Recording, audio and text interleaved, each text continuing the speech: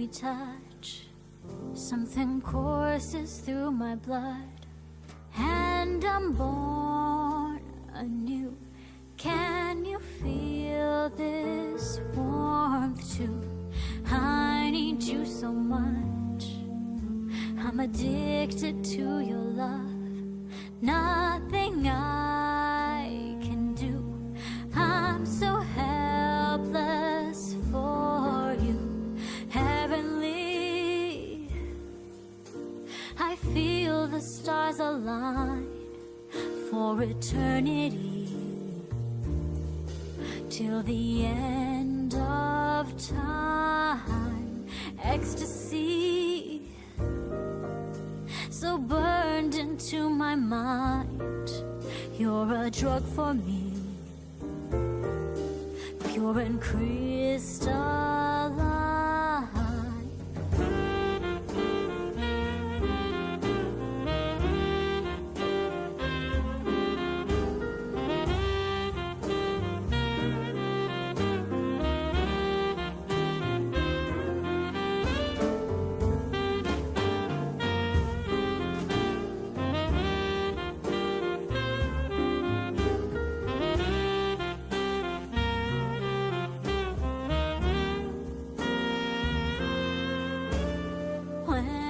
Far away, I'm absorbed within a haze, so consumed by you. Do you think of me too? Counting down the days, got me sleepless in a craze. I'm a slave to you, so damn helpless for you. Heavenly, I feel the stars align for eternity, till the end of time. Ecstasy, so burned into my mind. You're a drug for me, pure and crystalline.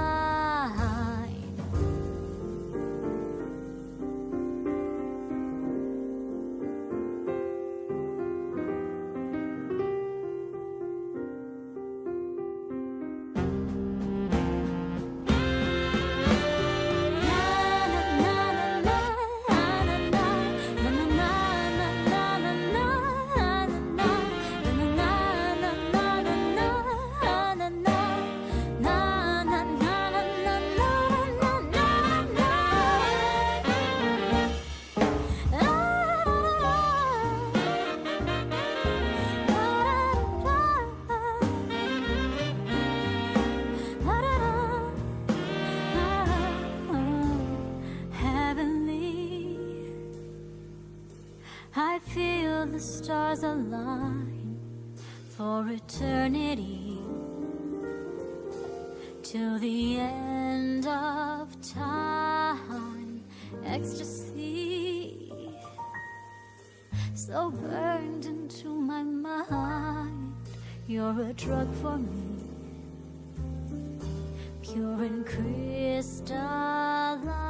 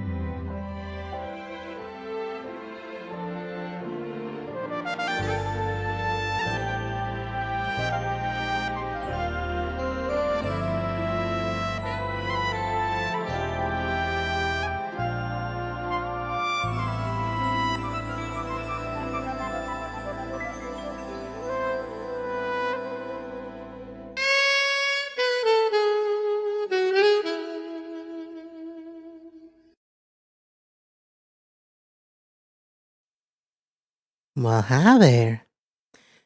Now, you might be wondering, who is this Rosé? What is she doing here? What's her deal? Isn't this just Cheese using a southern accent and some kind of voice mod thing? The answer is yeah, maybe, but if you will look at the screen, you'll see just exactly what I'm about.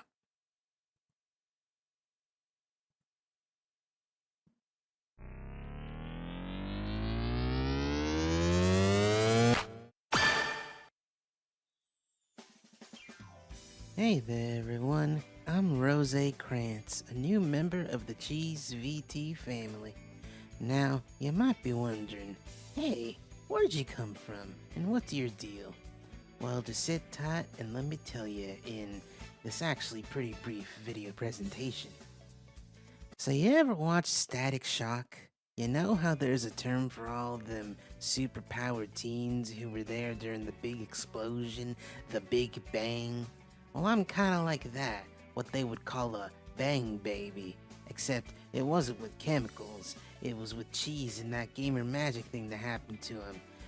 They got poofed into being a human type thing, and I got that same thing happen to me, since I knew Cheese way back when they were just a red panda, establishing a connection and all. Except I think it did something different to me, because, I'm 6 feet tall, and still got some animal bits like my ears and tail. And also, I was in the middle of nowhere San Francisco, so I just had to make do for a bit, being in the nude. How I got these clothes and knew how to act in human society is a long, sordid type of tale. Anyway, if you want to know more about me, just take a look at me. I'm a lady who's got some opossum in her, and despite my love of garbage and junk, I'm all about black and pink, and having some kind of a punk goth type of aesthetic, so to speak. I love junk food like my good friend Cheese, but I like to think I'm a bit more cultured than him, cause I'm reading books that aren't just comics or manga or the little pamphlets you get when you get a new game. And lastly, I'm more of a chill kinda gal, so don't expect me to get really loud and energetic. I mean, look at the time I start my streams in America. They're at night when things are calm and quiet. That being said, let's get into what a rosé stream will be like. When you see this video go live, I will be starting my stream of Valhalla shortly afterwards. My streams are going to be about reading, whether it's a visual novel or an actual book. It's meant to be a calm little place where I read to y'all. One big important note is that I'm gonna rarely actually interact with chat. These streams ain't for playing games, they're for reading and watching a story being told. That doesn't mean I'm never gonna interact with chat, only sometimes. I don't expect this to be everyone's cup of tea, but I appreciate y'all for coming by. And lastly, these streams will be infrequent and always at night in America. So don't worry about the cheese streams getting interrupted with mine. If you got any questions, whether it's about my backstory or my streams in particular, or just about me specifically, then just drop a question either in the comments of the separate video upload or in the stream chat that you see this video on. With all that out of the way, let's get to reading.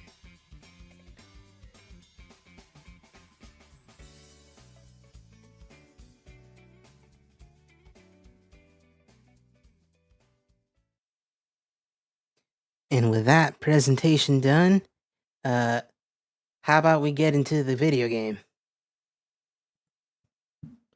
Into the reading of the video game.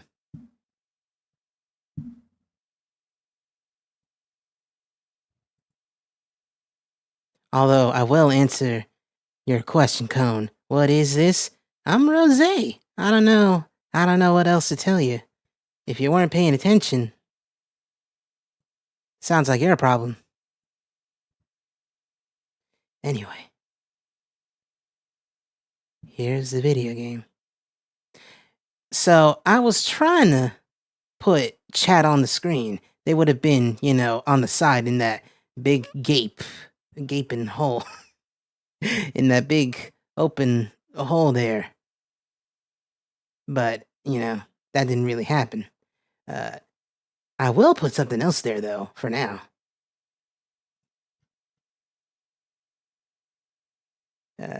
I don't know which one. I believe it's this one. Nah, it ain't this one, but I can make do.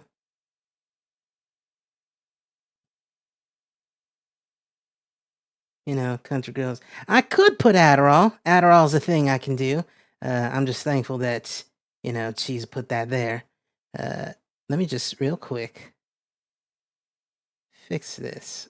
I forgot where the transform button was. Okay, so thankfully we have space for an Adderall, so that's cool. Let me just. Yeah. And just for the funny, for the meme even, there's Adderall. Oh, okay. It'll have to do until I get my own, framed fan art, you know? Like Cheese has. Anyway, let's get in there. Who's ready for some reading? 'Cause I know I am.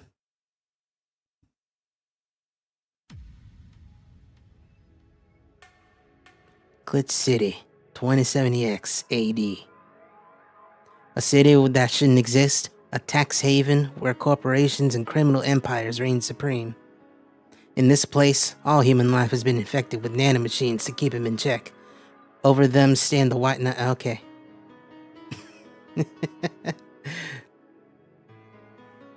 Here, brutality in all its forms is an everyday reality. The quality of life for the non-powerful decreases at an alarming rate.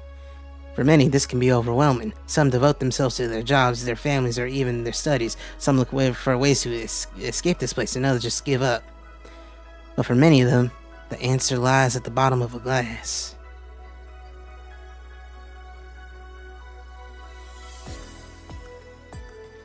On a small road just seconds away from the main street, somewhere near the slums, you can find the Valhalla. Okay. That's a mouthful, so we just call it Valhalla.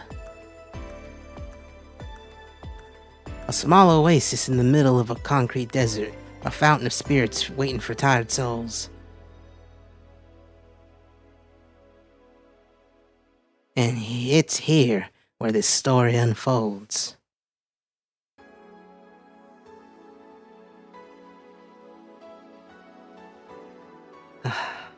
This music's so good. Now, normally, I would hit new game. However, we have some things. We have a prologue, and we have the Anna chapter. Neither of these are too long, but I think it's best to start at the real beginning, you know? Day 1, the prologue. Friday, December 9th. Good evening. Hold on, no wait. There we go. Wait. Okay, not yet.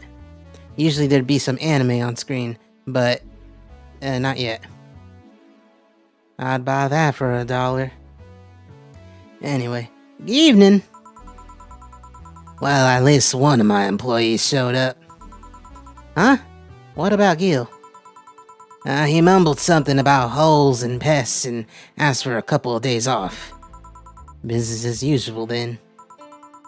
Not quite. How so?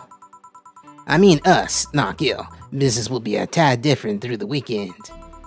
We got booked.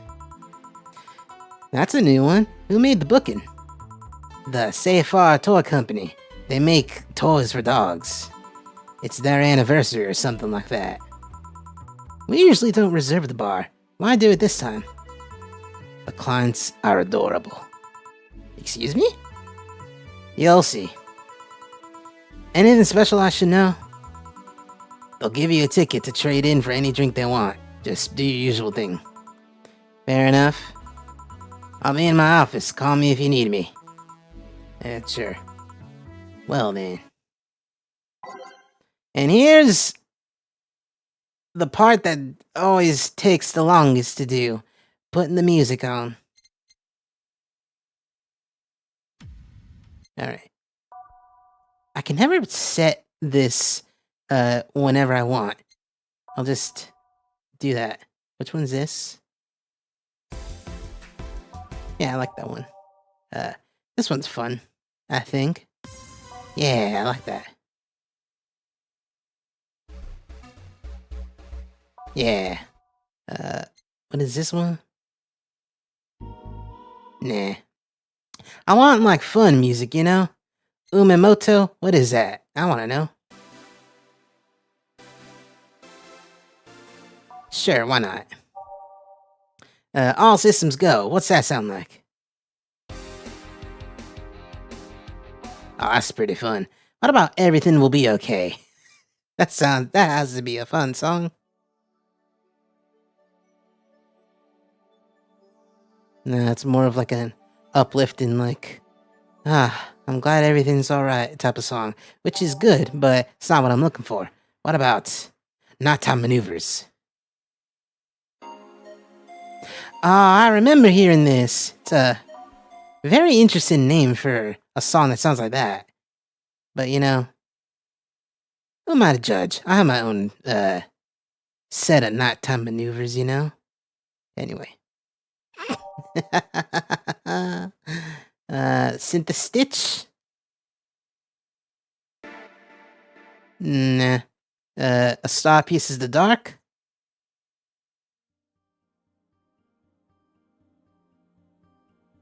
Nah, it takes too long.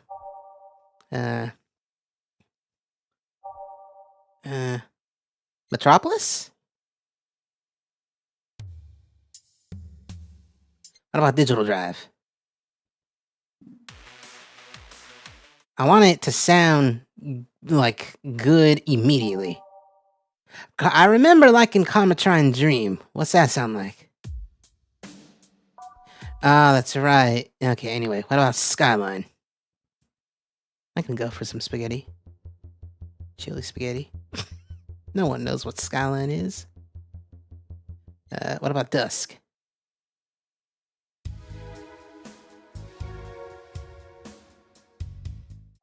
It's very moody. You know what? I kind of like Base of the Titans. It's not at all the vibe I'm going for, but it'll be a fun surprise for everyone.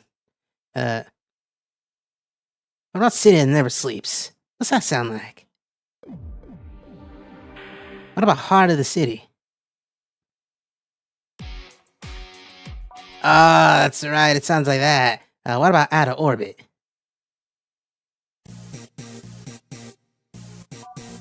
You know what? Sure. Anyway, let's go. Time to mix drinks and change lives. Excuse me. I'll have a Grizzly Temple. Hello? That's a dog. A talking dog. Are you with the Safe Tour Company? Yeah? Did I arrive too early? No. The clients are adorable. Son of a bitch. A Grizzly Temple, right? Coming right up.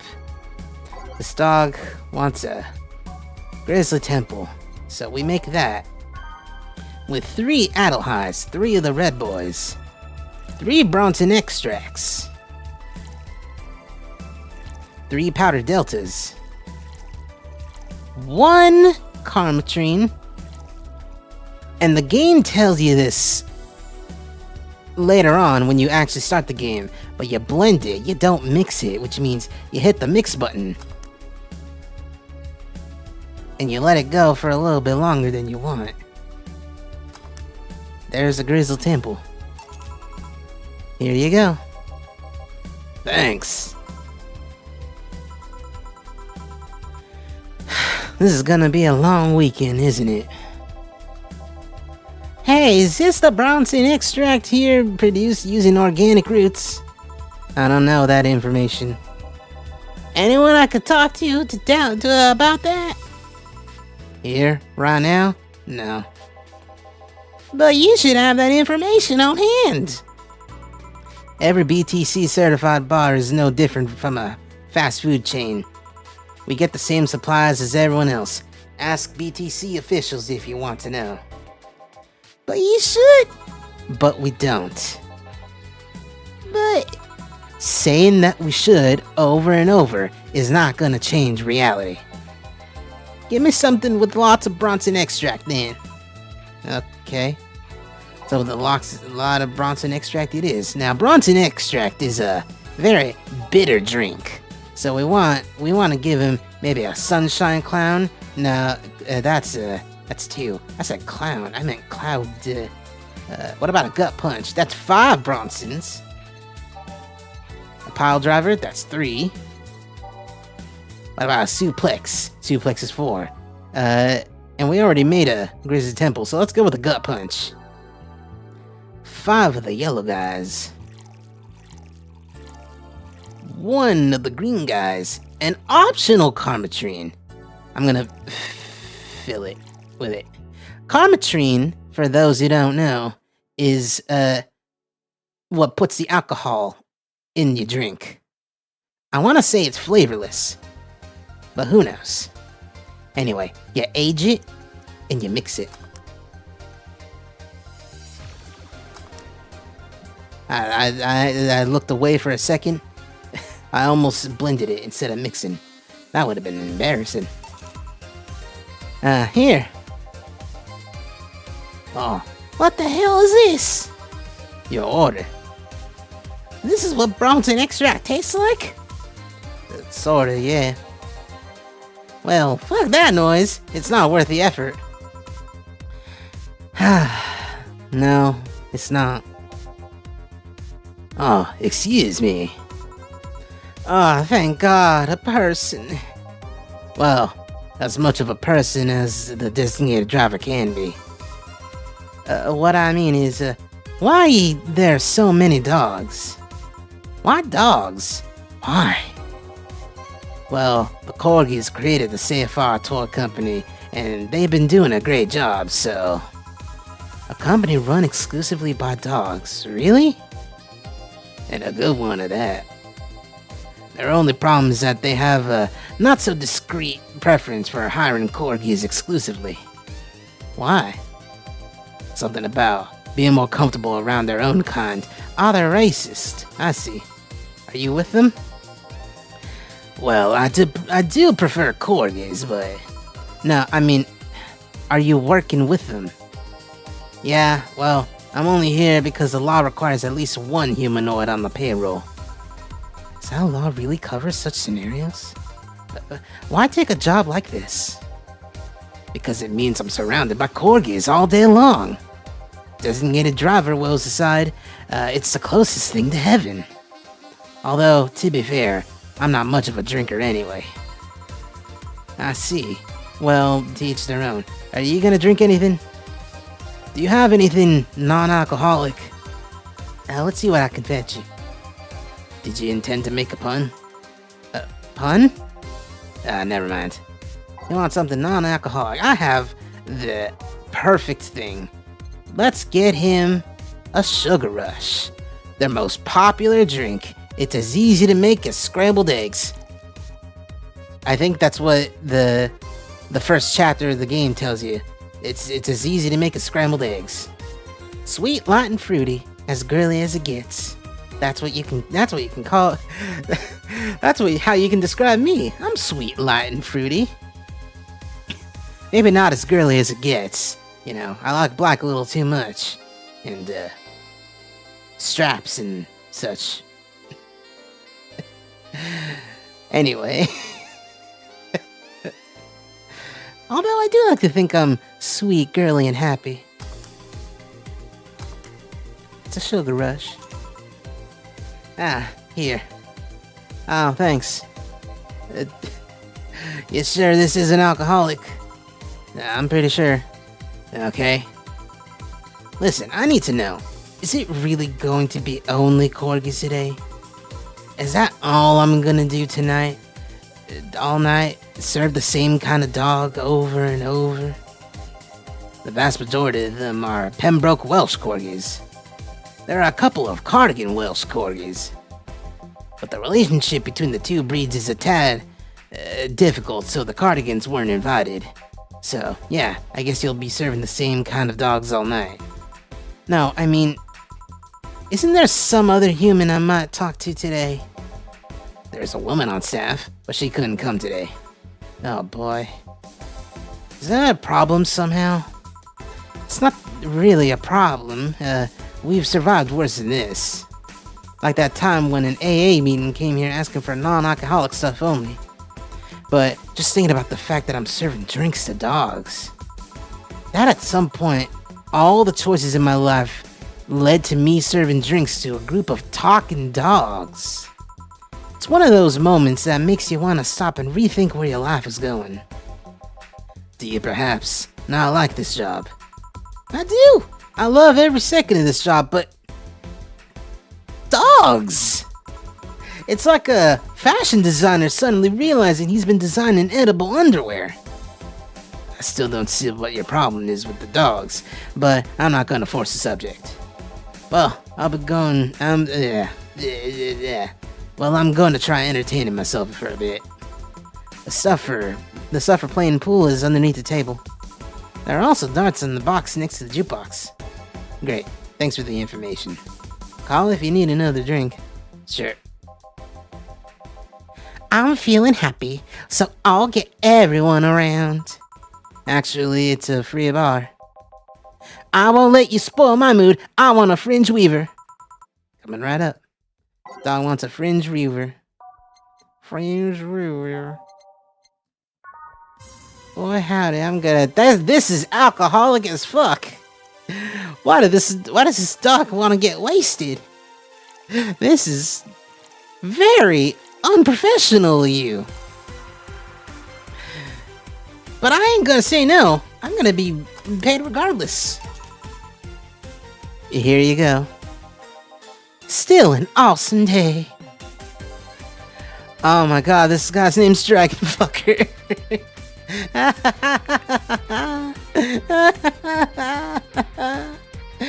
Oh, I love this guy. Yo, what's an alpha male gotta do to get some service? What may I serve you? Beer, and quickly. Coming right up. This dog wants a beer. So let's make a beer for him. One of these, two of these, one of these, two of these, and four of these. It's all mixed.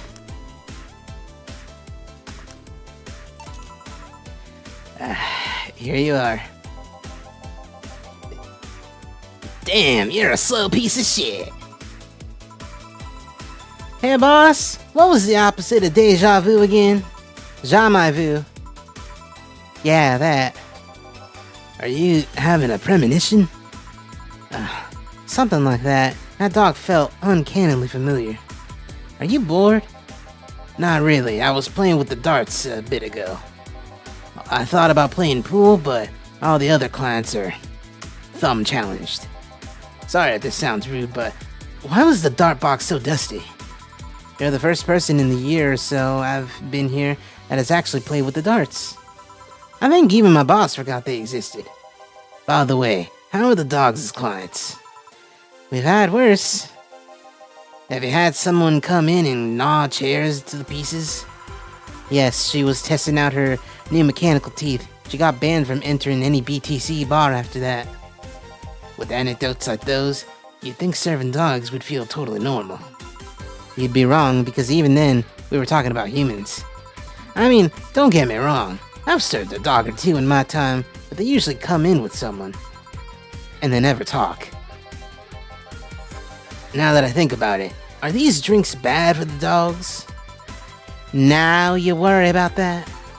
But, no, they aren't. Only cappuccino monkeys are at risk if they drink those chemicals. Cappuccino? Yeah, cappuccino. Anyway, you want anything to drink? Surprise me, but keep it non-alcoholic. Yeah, sure. Non-alcohol surprise, whatever that means. Let's make another girly drink. Sparkle Star? Yeah, Sparkle Star. They used to ask for sparkle, but too many complaints about skin problem. About skin problem singular. Made them redesign the drink without the sparkling. 1 and 2 and a one of these. And it's aged and mixed. Very fluffy. Here you go. Thank you. This might sound weird to ask, but they talk through their collars, right? That's right. How do they work? It's not too hard, really. They're just translators.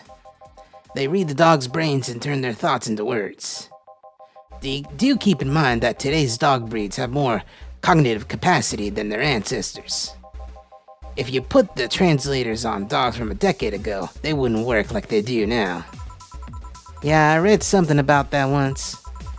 Another question. Why do they wear those small tuxedos? It's good for PR. You don't say. Well, it'll be a bit before we go for the day. Any other questions? Yes. Why the fuck do these dogs want to get drunk? They see humans do it, and they think it might be fun. Just like teens in. Now, if you'll excuse me. I might need to... Satan's helper. I like that. I gotta come up with a new voice for that guy, because he's gonna show up again, and that's... not exactly the right voice for him. Maybe it's just a... Hello, yes, I am... It's... just kind of... be... little fancy, little snooty with it, you know? One moment, I just realized something.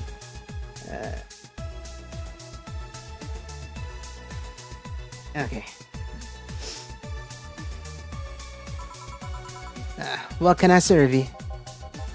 Moon! Excuse me? Moon! A moon blast? Moon! A big moon blast. Moon! Alright then. Dog wants a big moon blast. So the way you make a big drink is you take these ingredients and you double them. So you get... Oh, it's on the rocks and blended. Interesting. Very icy, like a slushy. So we get 12 of these, which means fill it all the way up, and then 2 powdered deltas, 2 flanagrides, and 4 cometrines. And put it all on the rocks and blend it up.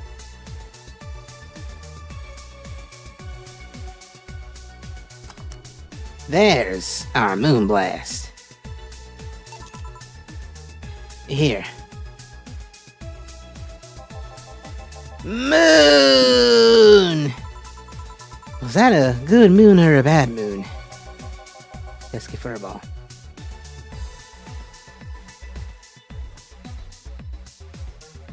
I don't know how to read this. I reviseke pikese is least play. Oh, he's speaking pig Latin, I say. He's okay. Revisque pikese ease play. A crevice back? Ah, sure. Ooh yay, understand me? I was a kid too. Dog wants a crevice spike. So we get a crevice spike. 2 of these and 4 of these. And it's blended. You know what? Now I'll give him some cometrine too. Just a little bit, not too much. Let's blend it all up. It'll knock the drunkenness out of you or knock you out cold. It's sour, manly, and sobering. Excuse me. Ear hay. Angstay. Alright, one more drink before we wrap things up. What do you want? I'm not picky. Give me anything. Of course. Anything, he said. So, Let's go with another girl. You know what? Sweet. No, girly. Fluffy dream. Go with 3 of these and 3 of these. And it's aged and mixed. Yeah, fluffy dream. Looks like a bunch of moss put into a cocktail glass. I love it. Not exactly a cocktail glass, but it's a cocktail in a glass. Here you are. Ah, thanks. So, what exactly do you do? Sorry if it's rude to ask. I guess I am what people call an office boy. My duties usually involve looking for things, answering a few calls, that sort of stuff. But this being a dog-run company, there are a lot more responsibilities. Like getting stuff off of shelves and opening windows. At least they pay well. I see. And how did you end up in that position? Where did you get that offer? My neighbor is the owner of one of the dogs. He told me they needed thumbs. Figures. They are celebrating the company's anniversary, right? Yeah. 5 years ago, 3 corgis became dissatisfied with the quality of existing dog toys. So they founded this company. They got the money from their owners, if I remember correctly. I can see that happening, somehow. The STC is the biggest dog toy company in the world. Fun fact, they started as Safeguard toy development. Ain't that unfortunate? Hello! Oh, it's everyone's favorite. Hmm?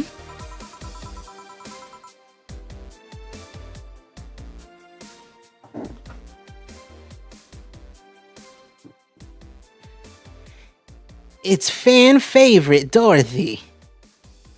The bar's favorite sweetheart has arrived. Why are you quiet? I'm waiting for the audience cheers to stop. Oh, honey. Oh, you're so precious. I love you. This isn't a sitcom. It can be, Jill, if you let it. Honey, how innocent. Excuse me. You are. I'm the lovely Dorothy Hayes at your wait, you're a Lillim, not at your servicing. Huh? Don't be rude to other clients. She's kind of a regular here. Kind of? I've been coming here religiously for the past 3 months now. 3 months. I come here to see your charming face and you say I'm just kind of a regular? For shame, honey, for shame. I'm sorry, I guess. Nothing a free drink won't solve. Won't do. Huh? You playing hard to get. Even if I wanted to give you a drink, we're booked for the whole weekend. Don't you think you should at least put a sign out front or something? Hey, I only found out myself just a few minutes ago. She can have one of my tickets if you're okay with it. I see no problem. Oh, you're so sweet. If you're at least 40% organic, I'll give you a discount. That's funny. Discount? You don't need to know. So, who booked you? This guy? The Safeguard Toy Company. What do they do? They create dog toys. Now they create dog toys. Oh, lovely. It's also run by dogs. Oh, don't joke like that. You think I'd kid about something like that? You mean that if I turn around, I'd see dogs? Yeah. Didn't you see them when you came in? I just entered without looking anywhere else but the bar. You look troubled. I'm not too much of a dog person. I even charge extra if my clients want a doggy style. Doggy? You don't need to know. I'm gonna take this ticket and trade it in next Monday. I'm leaving right now. The ticket would have expired by then, though. She looks like the kind of girl that will hold you to your promise regardless. Is it that obvious? Well, I have to gather the cabs outside. Keep it up, bartender. Good night. Yeah, you too. Good night. Come again. Alright, sirs. The night is over. You have kennels you need to return to. All done? Yeah. Boss, how do you end up being booked by dogs? I know some dogs myself. Huh. And you told me we're booked the whole weekend, right? That's right. Please bear with it. We're all doing our part after all. Yeah. Well, I gotta go for today. Bye. Take care. Saturday.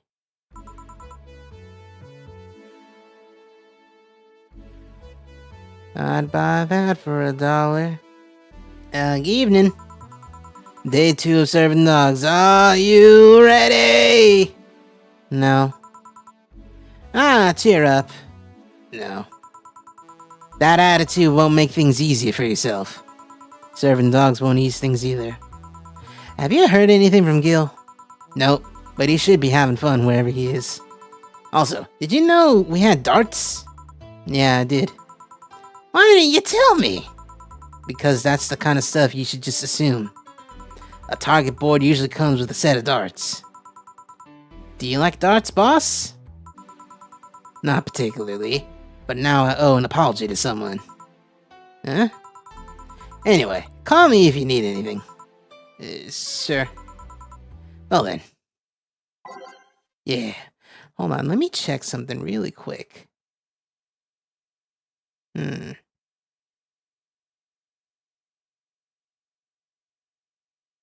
Oh, I see.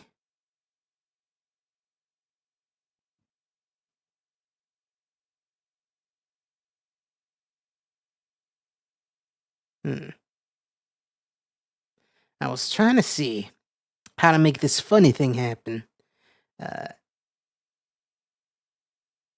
You hit specific keys. Oh, geez. I wasn't expecting that much.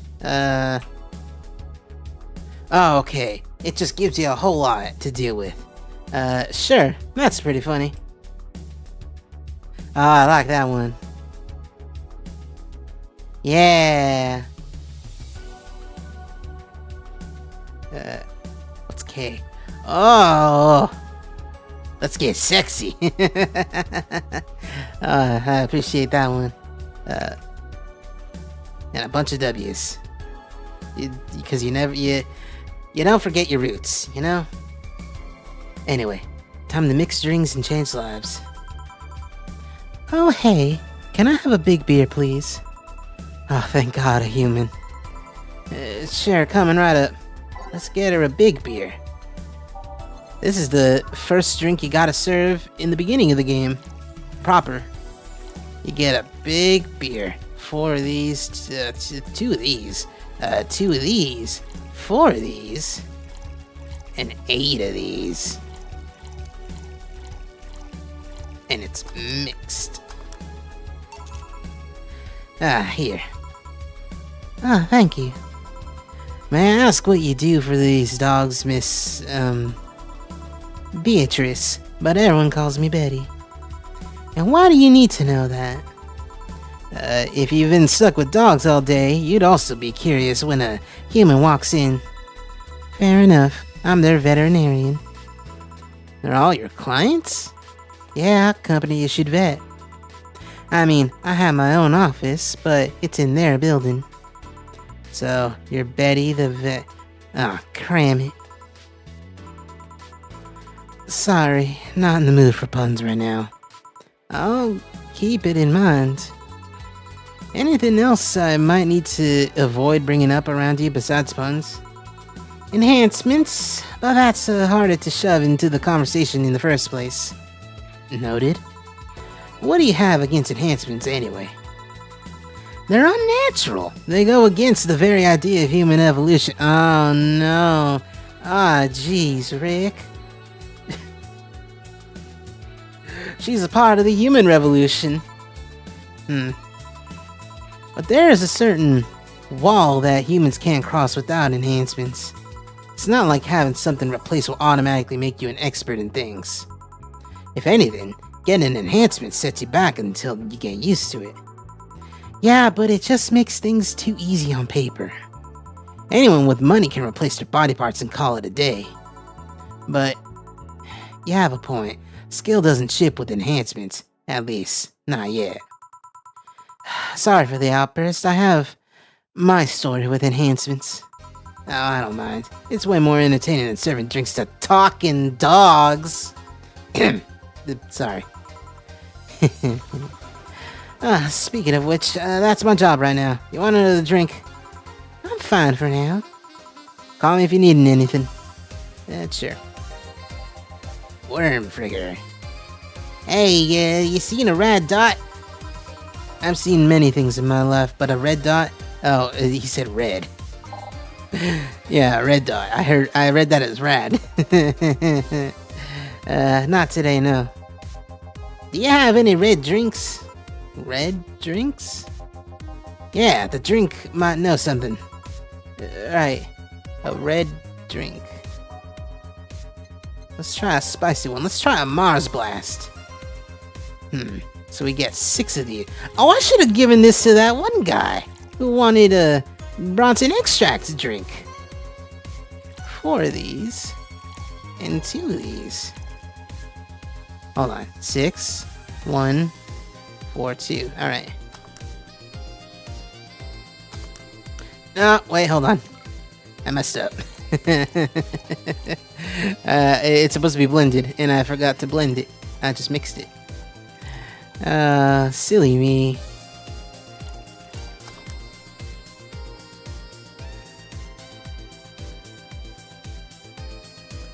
There we go. Yeah. This isn't red. Can you see red? I can smell red. You're hiding the dot, aren't you? Oh, look over there. Oh, where? Cock bastard. Oh, those damn Pomeranians. They think they can come and take our jobs? Excuse me? We've been getting some serious media attention because the company only hires corgis. Must be a slow news day. But you know what I say? It's good that we don't hire anyone else. We don't need more racists ruining our workplace. Oh my god.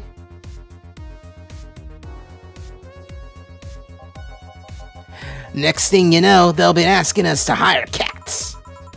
Wouldn't other races bring new skills to the company? Shut up! What do you know? Now give me a bad touch. Alright.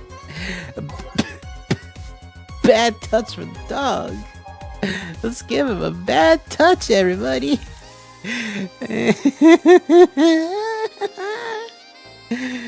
Oh, bad touch. It's on the rocks and it's mixed. Bad touch on the rocks. Here. Racist dogs. What are the odds? Wait, if I can't tell the differences between them, does that make me racist too? Would it matter if you're racist against racists? Much to think about. Bartender, please stop dozing off. I need booze. Sorry, what can I get you? I'll have a Zen Star. Sure. The vet wants a Zen Star. A very interesting drink. Because it is, not exactly common. So you get, no. You get 4 of everything.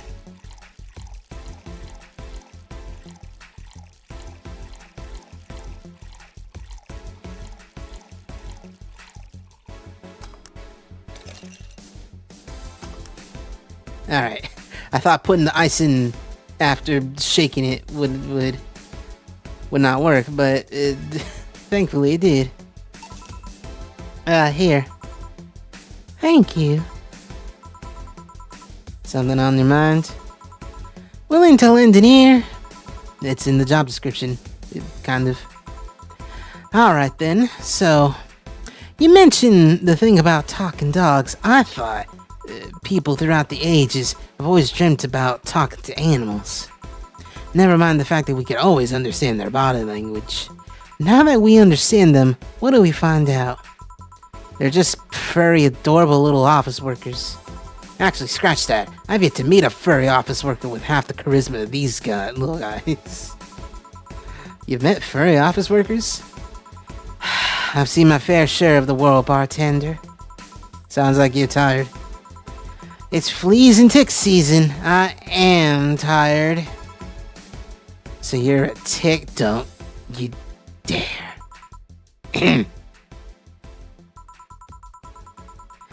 Well, this whole free bar thing is nice though, I guess. It would have been nicer if we actually had time to get properly ready. What do you mean? I found out about the booking yesterday as I was getting ready. Did the client ask for something special? Was there something I needed to know about them? My boss didn't specify anything. All she said to me was, pretend it's like any other day. That was a screw up on our end, sorry. They were desperately looking for a place to celebrate. I was actually surprised to find out they got a place. Why all of the sudden plans? Did they forget their anniversary or something? We found a place, but the Cardigans were the ones that hired it.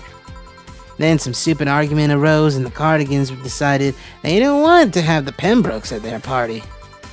I swear to God, these dogs are like annoying little suburban kids. What are these Cardigans I keep hearing about? Ah, just another kind of corgi, except with different fur colors and a slightly different attitude. All this is so silly. I've seen dogs play with cats, dogs play with other dogs, and dogs mating with dogs twice their size. Well, that's what happens when you have dogs mimicking their owners. I mean, that's the reason they are in a bar in the first place. But I guess the media focus on the Pembrokes probably didn't help. Huh. Well, if you'll excuse me, I have dogs too. Yeah. Hmm? Oh, yeah. Do your job, don't mind me. Tortilla Pope! Oh my God, look at him. It's everyone's favorite, Tortilla Pope. Hey, buddy. Hello?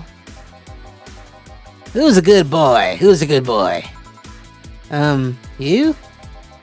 I am? Wow, thanks, buddy. What can I serve you? Well, a big sunshine cloud would be nice. Coming right up. Dog wants a big sunshine cloud. Yes, sunshine cloud. So we get 4 of these guys. 4 of these guys. An optional karma tree. We don't need to do any of that. On the rocks and blended.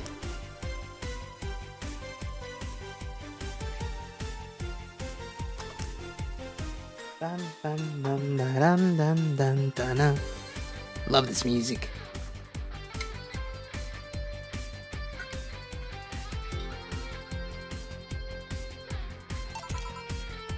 Here. Aw, ain't you cutie? Loopy doopy doo. Woof. You know what I hate, man? What do you hate, dog? Cabbages, man. They're like lettuces that decided to go to the gym. They think they're all a big deal because their leaves are harder. Guess what? I don't like them. Calm down, dog. You want anything? For cabbages to not exist. I meant to drink. Oh, I'll have a big grizzly temple then. I can do that. Big grizzly, the mutt wants a big grizzly temple. It's a G, not a B for big. 6 of these. 6 of these. 6 of these. So many things. And 2 of these. And it's blended.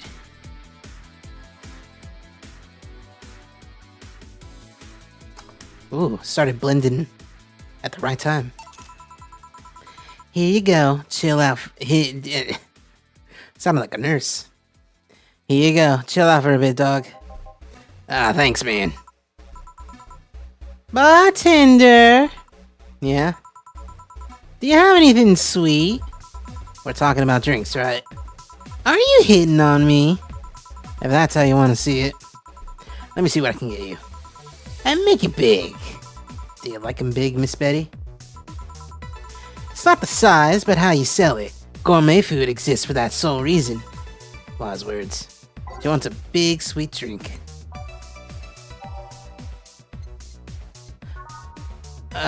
You know what? She's getting alcohol. Let's get her a. Yeah, this counts as a big drink because it's over 10 ingredients. So let's get a piano woman. It's big by default.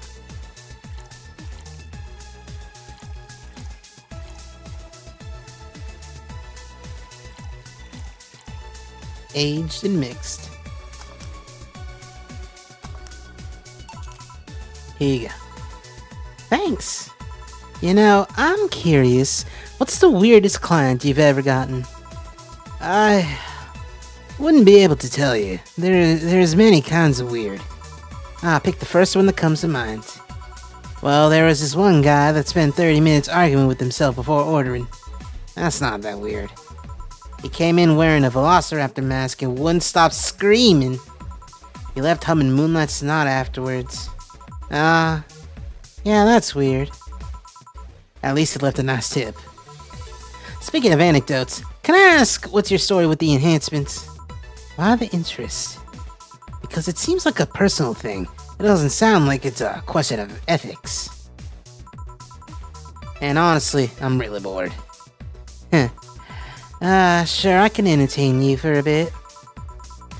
Back when I was a college freshman, I had friends of mine decided to get their hands enhanced. It was around the time we all started practicing surgery. They just wanted to bypass all the practice needed. And so, they hired this shady character who would supposedly hook them up. I only talked one of them out of it. The others went off with the guy and got their hands chopped off. This is one of those stories that ends badly, I'm guessing. Yeah, 4 girls underwent the shady surgical procedure. 2 lost their hands, 1 was left with an arthritic mess, and the last died on the operation table.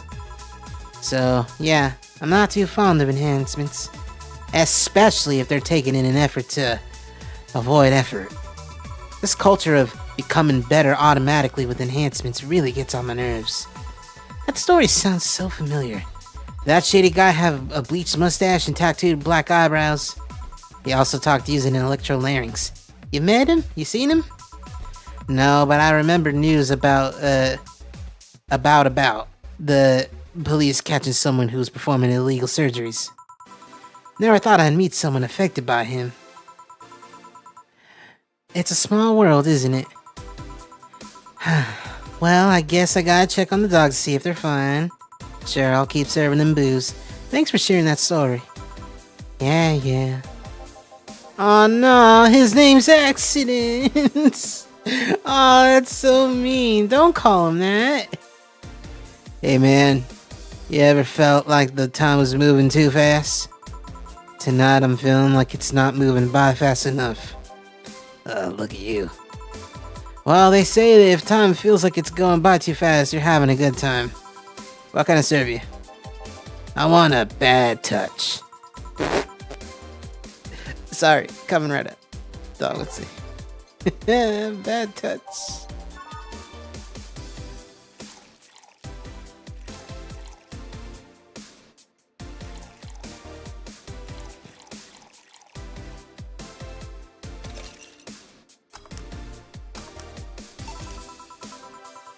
Here you go. Have a good time out there. Maybe you're right. Thanks. Dog 5.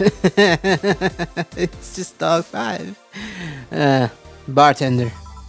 1 Brandtini, please. Yeah, sure. Need a Brandtini.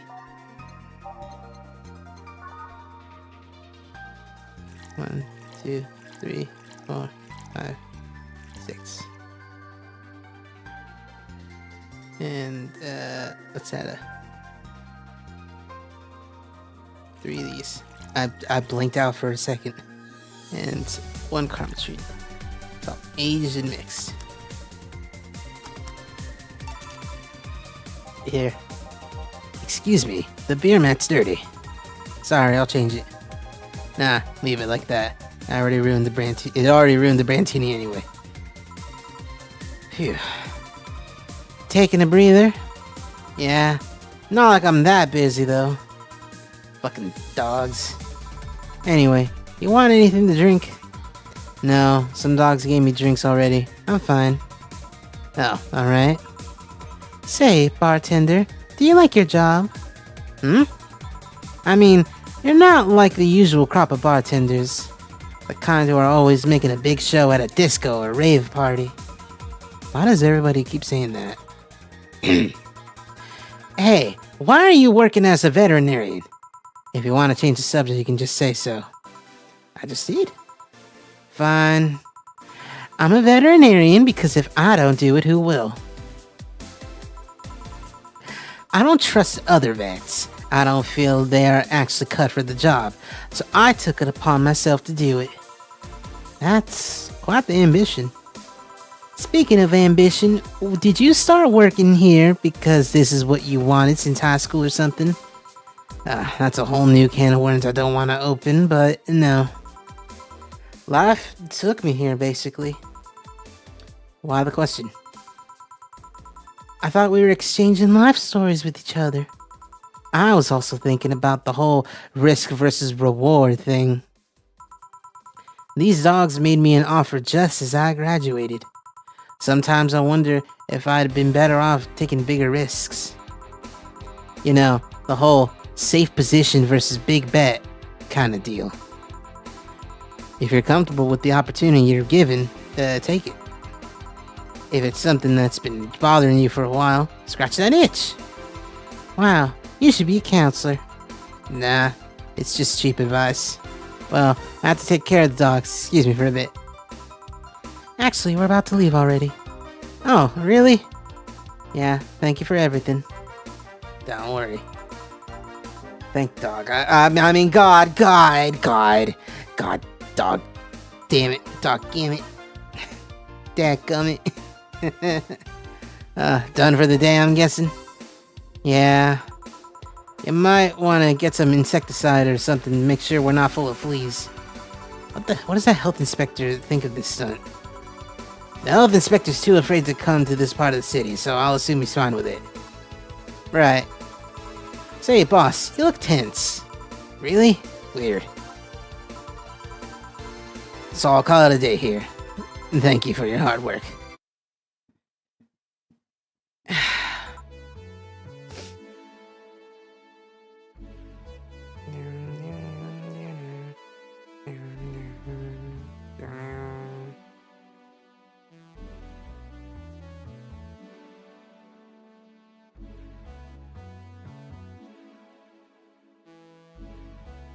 Let me just adjust myself in my seat, you know?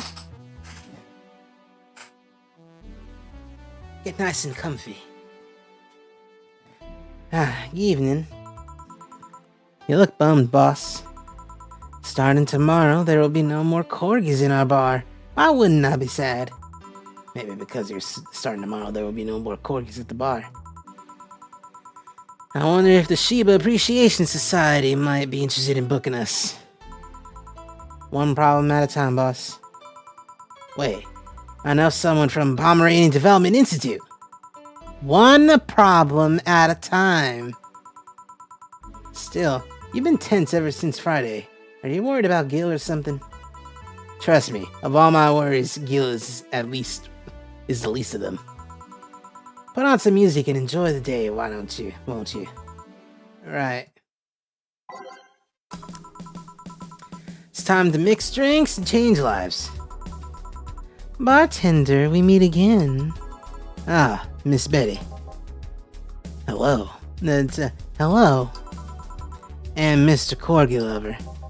Call me Deal. Call me Deal. Deal. Deal?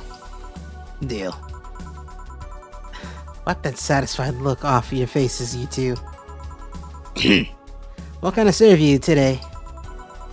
I'll have a beer.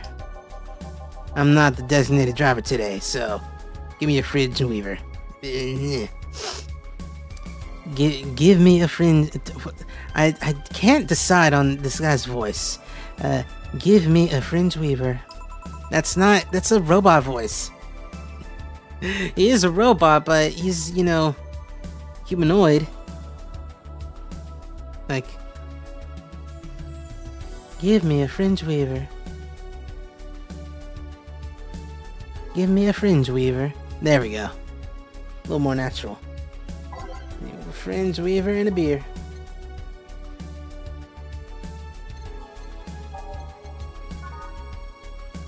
Oh my god, 1 of these and 9 of these? Oh, nope. That's 10 of these. 9 of these, stop.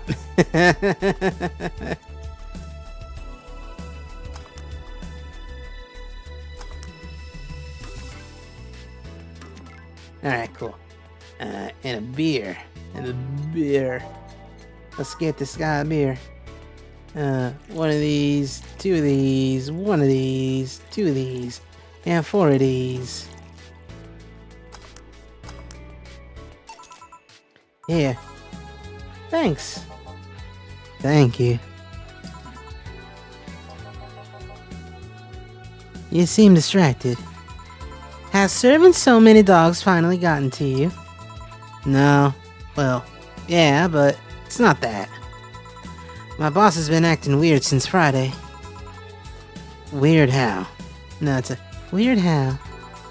Romantic weird? Drug addict weird? Let's hope nobody finds the body in the fridge weird. For starters, there's the fact that she only told me we were being booked moments before we opened.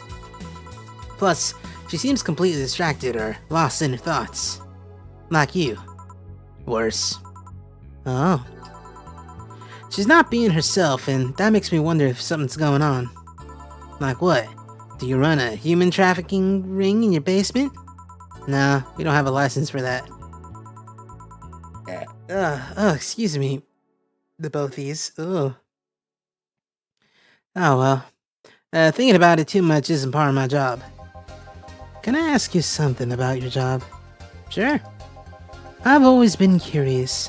What does the BTC need in their bartenders? What do you need to study? They train you from scratch, so you don't have to study anything beforehand. What does the training involve? It's a lot of etiquette and regulation work. Most of our time, though, is actually spent in simulations. Simulations? Different scenarios involving different chemical hazards, that sort of thing. They want you to be able to respond to every possible situation that might come up involving our ingredients. I mean, the chances for failure are really slim, but it's better to not take those chances. I see. I'll be back with you guys in a bit. I must attend to the other clients. Dogs. That.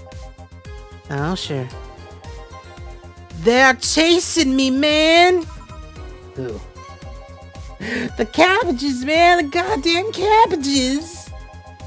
They are everywhere. They are out for my rump. Never mind. Can I get you anything to calm down? A big blue fairy would be nice. Okay then. Dog wants a big blue fairy. Get him a blue fairy, make it big. With 8 of these. That's so many of these. And 2 of these. Not that many of these. I'll age the mix. 1 of these will make your teeth, all your teeth turn blue. Hope you brush them well. Here. Thanks, very nice of you. Third bark day. Oh, that's funny. It's a funny reference. It means nothing to literally anyone who would watch this. At least, God, I hope not. Shadow Realm, hello, welcome to the stream. I hope you enjoy me reading to you. Something the matter? Nothing a drink can't solve. Not sure about that, but it's hardly my job to preach sobriety.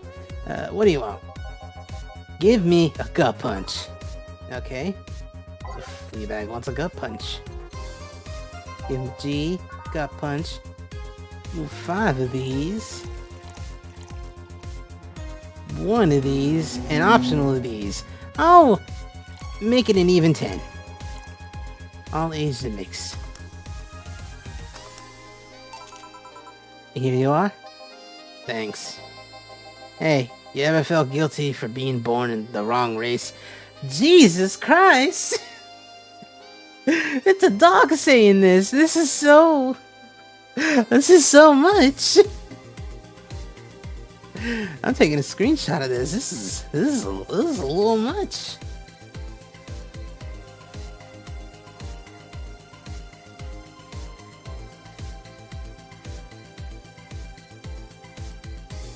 Yeah. All right. Anyway, the what now?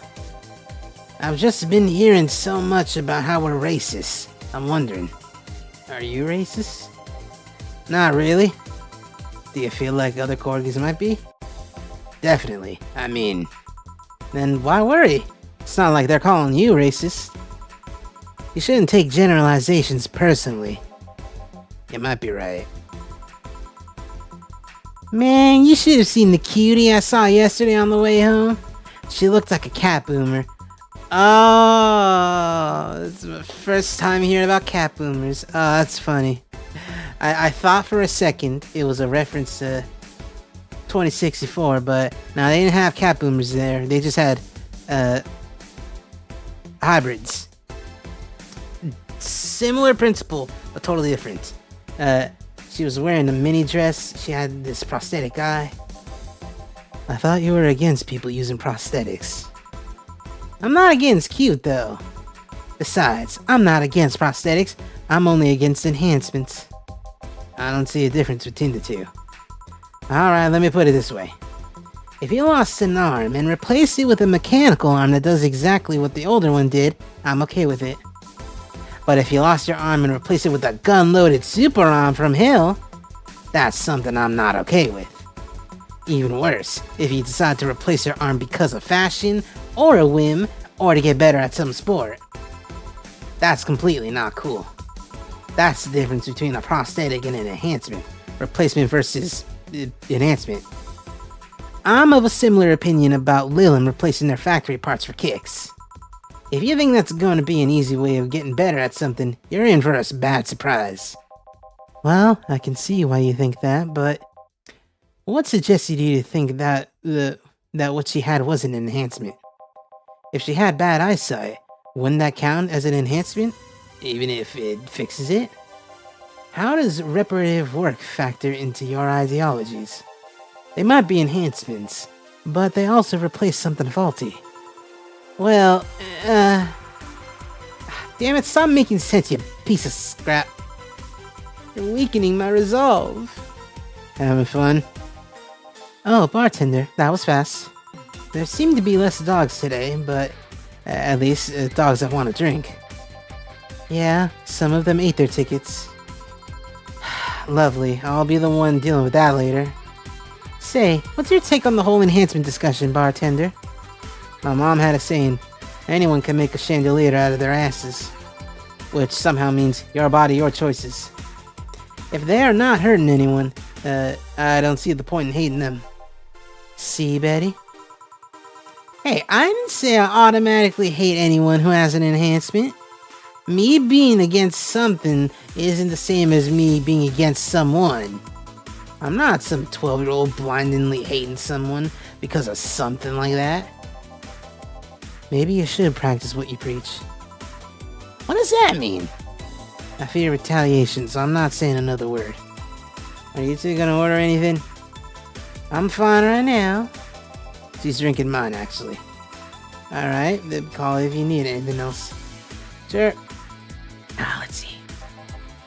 Ow! So much for avoiding retaliation. Poop Eater! It's him! It's Poop Eater, everyone! Alright. You're not gonna believe me. I was in the bathroom, and this other dog was looking at me from the top of the sink. You mean the mirror? No, another dog. I see. What can I serve you? You're not gonna do anything about that other dog on top of the sink?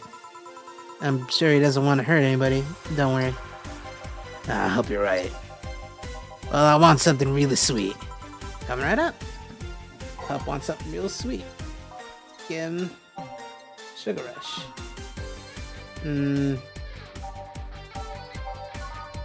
Nah, let's look. Going with a lot of Adelhyde.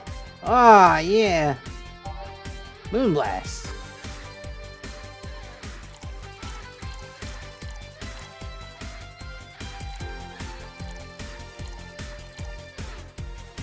On the rocks and blended. Ba ba ba ba ba ba ba ba ba ba.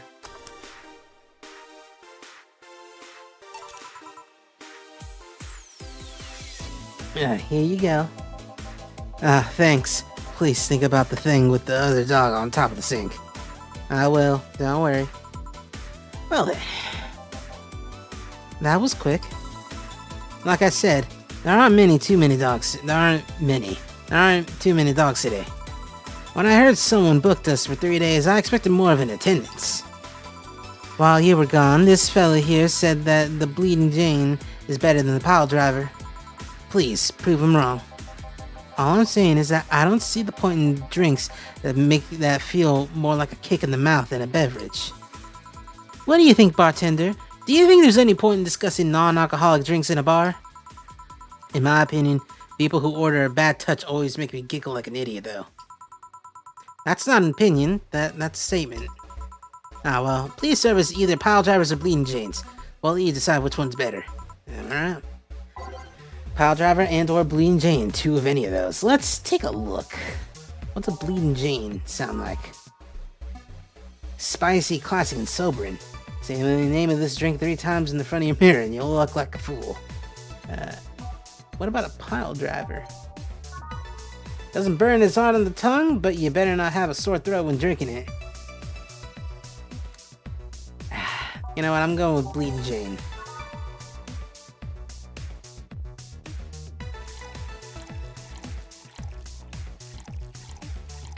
And they're blended.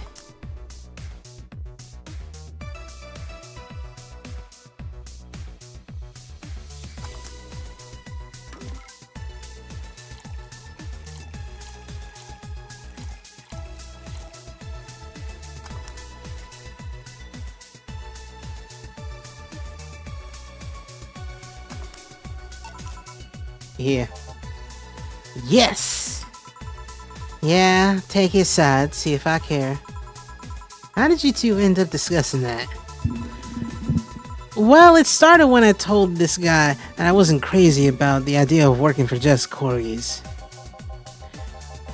Why don't you like corgis? They're cute, fluffy, and funny, and they just, like, make you smile. Tell me one interesting thing about them. Legends say they were created by a fairy, and that their breed was raised to fight dragons. Oh, you have to be kidding. No, actually I heard that one too. Really? Still, I can't see why you're so tired of them. Dunno, maybe because I only ever deal with them at their worst? You've only seen them in their happy state.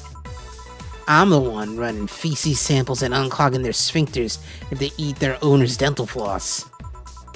I might be their veterinarian, but they treat me more like a mom and not in a good way. It's like being a gynecologist. After a while, you stop seeing boobs and vaginas. Instead, all you see are issues you must fix. At least they're cute issues. Depends. Gynecologists can't pick clients by age or preferences. I was talking about your job. Oh, yeah, that too. Still, I don't think it's so much that I'm tired of them as it is I'm tired of you being so obsessed with them. I'm not obsessed. I'm passionate. You sleep with a corgi plushie and have a wall dedicated to photos you've taken at the company. I'm really passionate? Too much passion can become an issue, you know. Speaking of issues, did you talk with the directors about the whole cardigan conflict? I was gonna do that tomorrow when they're all together. But I still don't see why I should be the one doing it. For starters, they don't take me too seriously. This voice for deal is falling off the rails. Understandable. I don't take you seriously either. I mean, in the end, they're still dogs. They need someone with a strong, commanding voice. Are you saying I have a naggy voice? No, not your voice, just your entire demeanor. So I have a naggy demeanor? I'm assuming you two are talking about the whole race conflict. Yeah, this is hurting them more than they think. The company might actually collapse at this rate. Which is terrible, because a couple of these dogs' families are dependent on their paychecks. Doesn't that count as unethical and unusual treatment of animals? It's a bit of a legal gray area. The dogs are doing it willingly, after all. And even if they weren't doing it willingly, the dogs aren't actually being mistreated or exploited. In fact, the company's pretty relaxed. Speaking of relaxed, how's Jurgen doing? He's fine. Still complaining about his back. Still unwilling to take his medicine. He says he's not that weak. Who's this Jurgen guy? My guardian. I passed the test years ago, but I couldn't leave him. That's actually commonplace, isn't it? Lilum being unable to leave their guardians because they feel too much like family. Now, to be fair, people get attached to many things. Some even get obsessed with inanimate objects. My grandpa loved his car more than any of his sons. The one whose will left all his earthly possessions to his car, right? Yeah, that one. How do you become a Lilum's guardian? You fill a form at the Artificial Intelligence Council. Then, do a background check. If they deem you useful, they'll give you authorization. You're given a week's notice before they give you all the data about the Lilum you'll be taking care of. You'll have to watch over it until it can pass 3 different personality tests. If the Lilum wants to stay with you after that, that's your problem. So it's like adoption and the lottery all rolled into one. They do that to diversify the possible outcomes. 2 Lilum can be of the same model, but they'll grow differently depending on their guardians. What if something happens to the guardian? A new guardian can appeal to the council, stating they're more fit for their position than the original. This happens when a guardian has become unavailable in some way, or because you can back up claims of neglect and maltreatment. You spit out all that information like it's hard-coded in you.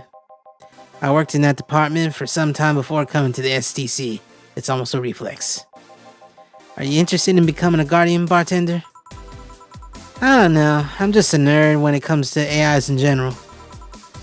The money they give you for it is not that great, though. I see. Well, time to check on the dogs. Listen here, punk. Sorry, I didn't mean to call you a punk, it's just... I was chasing my tail and now I'm too hyper to control myself. Sorry. Just give me anything. Yep, alright. Call it anything. I wonder if it's safe to give him something sweet. Give him something sweet. Sparkle Star. It's lights also.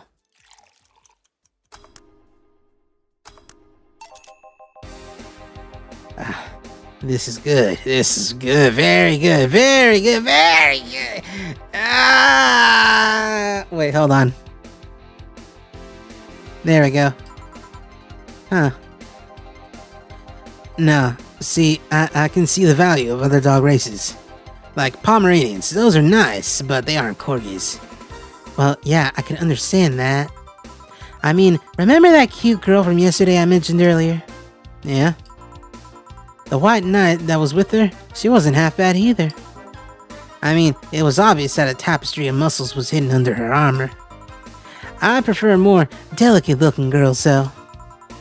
You can appreciate how something looks, but that doesn't mean it's necessarily your thing. And you, bartender? Me, what? Which dog race do you prefer? That's not the question I was expecting. Not much of a dog person, actually. Do you have any pets? A cat named Four, yeah. He's just a stray I rescued. Do you like rescuing girls, too? I'm sure I should be making a witty retort right now, but I'm just gonna go ahead and say, no. Weird. I've always thought that the rescue fantasy was universal. Why do you call it Four? Four is a Lilim I met some time ago that... Never mind. Pretty lame name if you ask me. Better than calling it Asshat. I bet you when you and Four play, it's quite the sight, eh? He's so lively, sometimes I fear Four shadows my presence entirely. You guys want to lose consciousness that much? You really need to calm down with the whole pun hate and stuff, Betty. But to move away from this whole foreground... What is this rescue fantasy you mentioned before? You know, the one where wayward, dangerous souls redeem themselves through the power of love? The bad boy who turns away a life of crime? The drug addict girl who lived on the streets and turned tricks until she found a good man worth changing for? It's corny romance cliches 101. Well, you're the one with the shelf full of old lady romance novels. I'll trust you on this. Hey, Fabio the 13th is a national treasure. 13th? Oh, there's 13 of them. Good lord. You don't even like guys. Why do you read all those novels? They let you put yourself in the place of the main character quite easily. Even if said main character is a muscular man. I see no problem. Just, what is your self-image? If I can ask something else, what is it? Why do you hate puns so much? Many people cringe at puns, you know? Yeah, but you react like you have a vendetta against them. They made me feel stupid. What? When I was a kid, everyone in my house had a penchant for making puns at the drop of a hat. I was the only one who couldn't get them. Years later, I finally got them, and they weren't that funny. They made me feel stupid. Whoever put those hearts in there, thank you. I appreciate it. All in the name of some terrible joke that wasn't even funny in the first place. I've said this so many times I might as well make a recording, but you need to chill out, Betty. I am chilling out. Just because I complain about stuff doesn't mean I'm not relaxed. I'm not sure that's how it works. Trust me, when I'm tense and angry, you'll know it. I fear the thought. Anyway, I'll go check on the dogs. I'm supposed to be their doctor, and they're being suspiciously quiet. Be careful. You want anything else? I'll have a bloom light. Actually, make that 2, please. Sure. 2 bloom lights. Alright. That's 4 of these. 1 of these. 2 of these. 3 of these. All aged on the rocks and mixed. I said that in reverse order, but, you know, it's so unnecessarily brown. What can I say? 2, 3, 4, 1, 1, 2, 1, 2, 3. Aged rocks.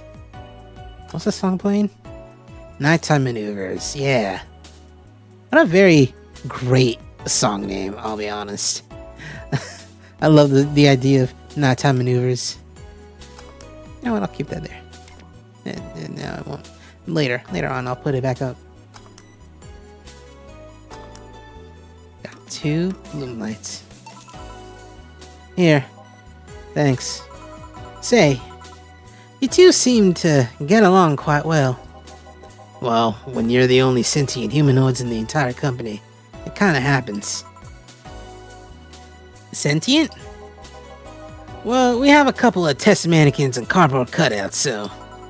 I see. Seems there's more to it than just that, though. I mean, even if you two are the only ones of your kind, you can still hate each other. Well, I guess I'm one of the few that can stand Betty. She's a really nice person, but she doesn't sugarcoat things. Yeah, I can see that. You should see her treating those dogs. She becomes so patient and understanding, even if it's for a little while. The dogs don't call her mom to mock her. Can dogs mock people? I don't know. Even if it's only for a little while. You were eavesdropping. So you can say nice things once in a while. You say it like I'm the aggressive one here. It's nice to hear people say good things about you once in a while, you know? You should take your own advice. Maybe some other time. I'm not a hug box. Anything happen? A dog in the bathroom got angry at his reflection on the mirror and charged into it. Luckily, nothing bad happened. It just made the dog very confused. How the hell do they get on top of the sinks? They are surprisingly agile, even with those stubby little legs. Oh, yeah, I ordered you this. Ah, thanks. By the way, Betty, how's Veronica? We broke up last month. So that means... So does that mean Archie's available?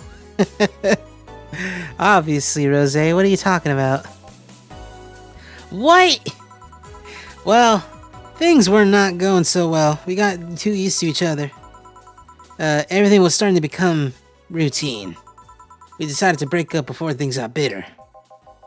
And why didn't you tell me that before? Why? Did you want your turn at the Bettymobile? I don't know. I guess I just didn't want to trouble you. And after a while, it stopped feeling like it was something relevant to say. Please don't do that again. Try trusting me. Yeah, you're right. Is this a new song?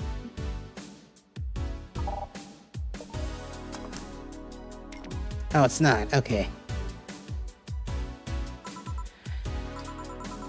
You know what bothers me? The fact that asking after someone's health, always feels like you're walking on a floor full of glass shards. There's always this chance that the other person's not okay or even dead. And what started as a legitimately fun moment can go sour. Yeah, you're right. Sorry for not trusting you, you piece of scrap. Don't worry, I understand why you did it. Hey, now that I think about it, sure hang out with us a lot, bartender. Well, dogs can only be so interesting. And besides, there haven't been as many dogs today. Is my presence unwanted? Not at all, especially since you're the one bringing the booze. You're like those cab drivers that you're like those cab drivers that like to chat all the way, but you smell better than most of them. Thank you. Funny thing is, we are unofficially associated with a local taxi line. They're the ones that send drunkards to their homes. You seem to really like talking to your clients, like it's the best part of your job or something. Kinda is. I used to sit around in crowded places like malls and bars and think to myself, each and every person here has a story. It's a humbling experience. Everyone has dreams, fears, and loved ones. If you dig deep enough, you'll realize that the gap between two random people isn't as big as you think it is. In fact, it's quite small. And in this job, you get to hear all kinds of stories. Some people just blurt it all out, some do it while drunk. To know that, no matter how similar they might seem at first glance, no two people are alike, it's fascinating. You could be a powerful information broker with all that knowledge. Nah, not interested.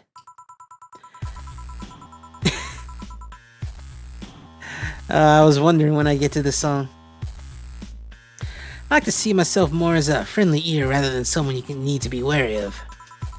I guess there's still decent folks out there. I'm not decent. You're critically obsessed with dogs. I'll go check if there's any other dogs who want something. Sure. Go ahead. Hold on. Where is it? Yeah. Quick, a beer. Okay. Want something, anything. It's also a hurry. You said a beer.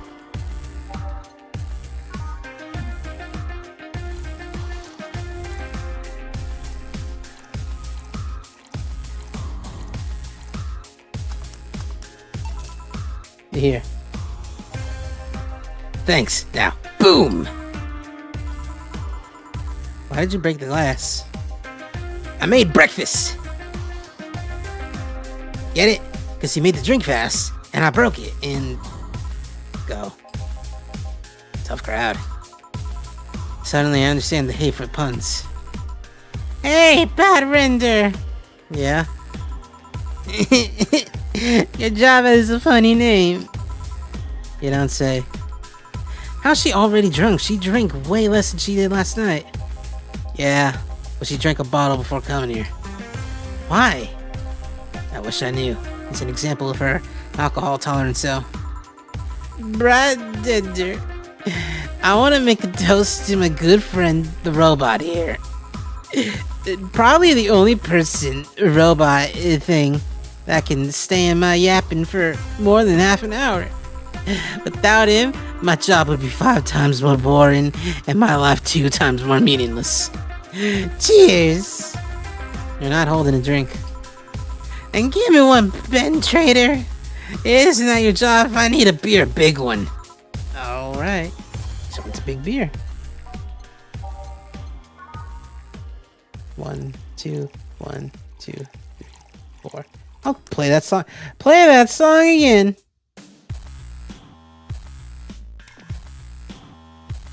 One, two, 1, 2, 3, 3, 4. 1, 2, 3, 4, 5, 6, 7, 8.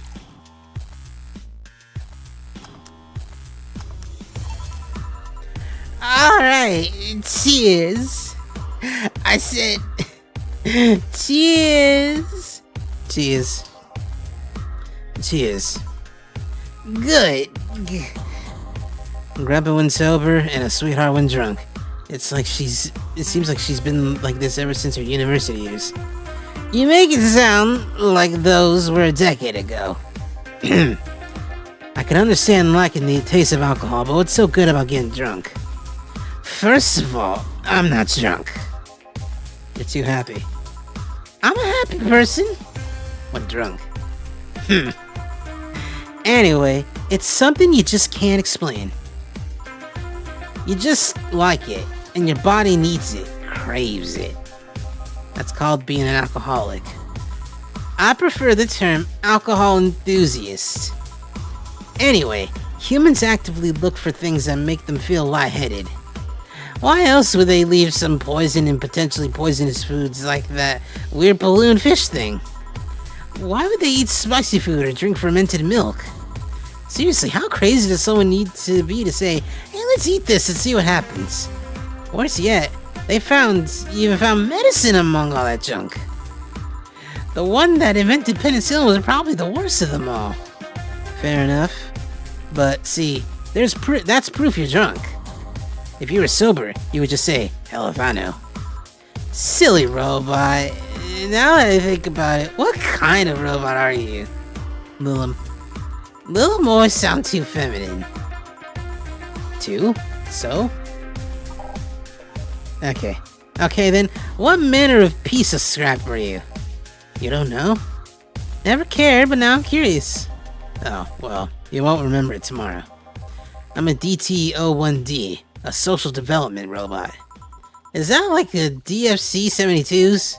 No, and DFC-72s are designed to be physically human as possible in order to blend in with humans better. My line is more tailored for resilience. We are work Lilum. Why must you be cursed to only one destiny? What? Why must you be cursed to only one destiny from the moment you are born? You can do whatever you want, silly robot. Follow your dreams. I know. I'm already doing it. Being created on hardwired for one duty only means you're more adept at certain things. Giving robots freedom of choice? That's the whole purpose of the ADN law. Yeah, but, you know, You say you're more resilient, but you don't look the part. True, I've never upgraded my muscles, but I can stand up to 200 Celsius without breaking a sweat. Lilum can sweat? Cooling agents, yes. No matter, you're still special to me, no matter what kind of robot you are. Lilum. No matter what piece of shit you are. Speaking of special, how come it isn't legal to marry a dog yet? Excuse me, what? If humans are allowed to marry robots, Lilum, I meant Lilum. They should be able to marry dogs too. Abtrend. That's me, I think. This guy here wants to bang a dog, mock him. Excuse me? I do not. I was just saying that if humans are not allowed to marry Lilum, why shouldn't they be able to marry animals? Because first of all, they're not humanoids. What about monkeys then? And now you want to bang a monkey? I do not. And second of all, dogs, just like any other animals, can't give you consent. But look at these dogs.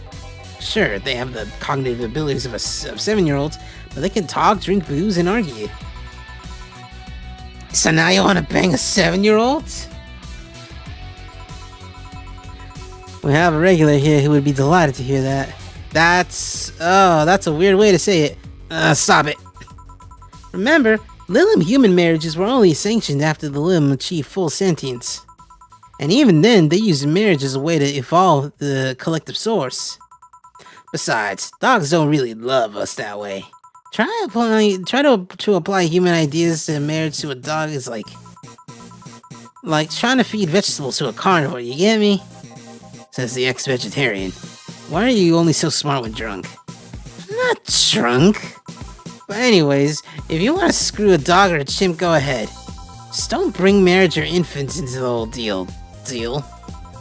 But if you even start thinking about doing the horizontal mambo with a 7-year-old, please seek some mental help. But I don't want to bang dogs, or monkeys, or 7-year-olds. Well, thank God.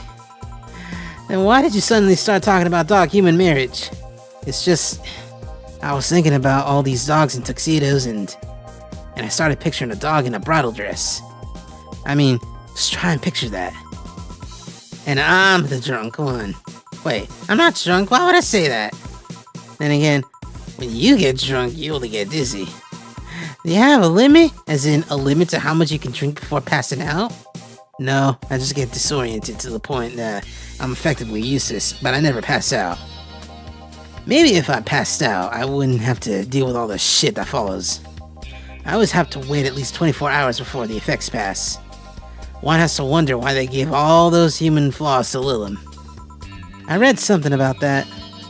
It said that by giving Lilum the same kind of weaknesses that humans have, they would develop the same way humans do. So that's why they also bite their lips randomly while eating.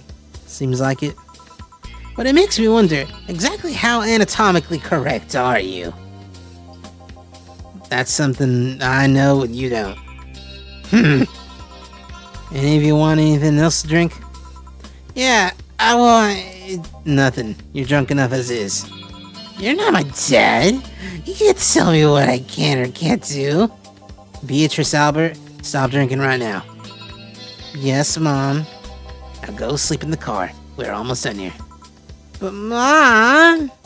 Go. Bye, bad nerder. Bye, Miss Betty. It actually worked. If I didn't know she wouldn't remember anything tomorrow, I'd be afraid of retaliation. Although, I'm curious, why do you call her Miss Betty? Makes her sound like a teacher or something. Etiquette? I don't know. There's also something about her that makes it feel right to call her that. Maybe it's the forehead. I like foreheads. Foreheads can be cute. I see. Well, I gotta get things ready, if you'll excuse me. Good luck. Hey! We're closing. Damn it! Well, everyone's safe in a cab. We are taking our leave, bartender. Thank you for providing such great service on such short notice. That's my job. You were interested in too? Well, thank you. I'll make sure to tell all our associates about the wonders of this place. Thank you, and please come again. We sure will. Oh, we looped. Cool. Send my regards to Miss Betty. Gladly. See you later then. Bye. All done? Yep. Seems like we got some new regulars. Yeah, it'd be nice if they came back. Or that we're still here when they want to come back. You've been acting weird all weekend, boss. Are you okay? I am, but the bar is not. What do you mean? Well, I guess you have the right to know. The BTC sent me a message on Friday. Valhalla hasn't been bringing in much income these last few months. Which means that we're at risk of being wiped off the map. And that's how the prologue ends. They tell you, don't get used to the Valhalla bar. You're about to get shut down. Very rude of these people. Anyway, let's look at the Anna prologue. Oh, it's the original demo. That's what it is. I see. December 12th. It does take place before the rest of the game.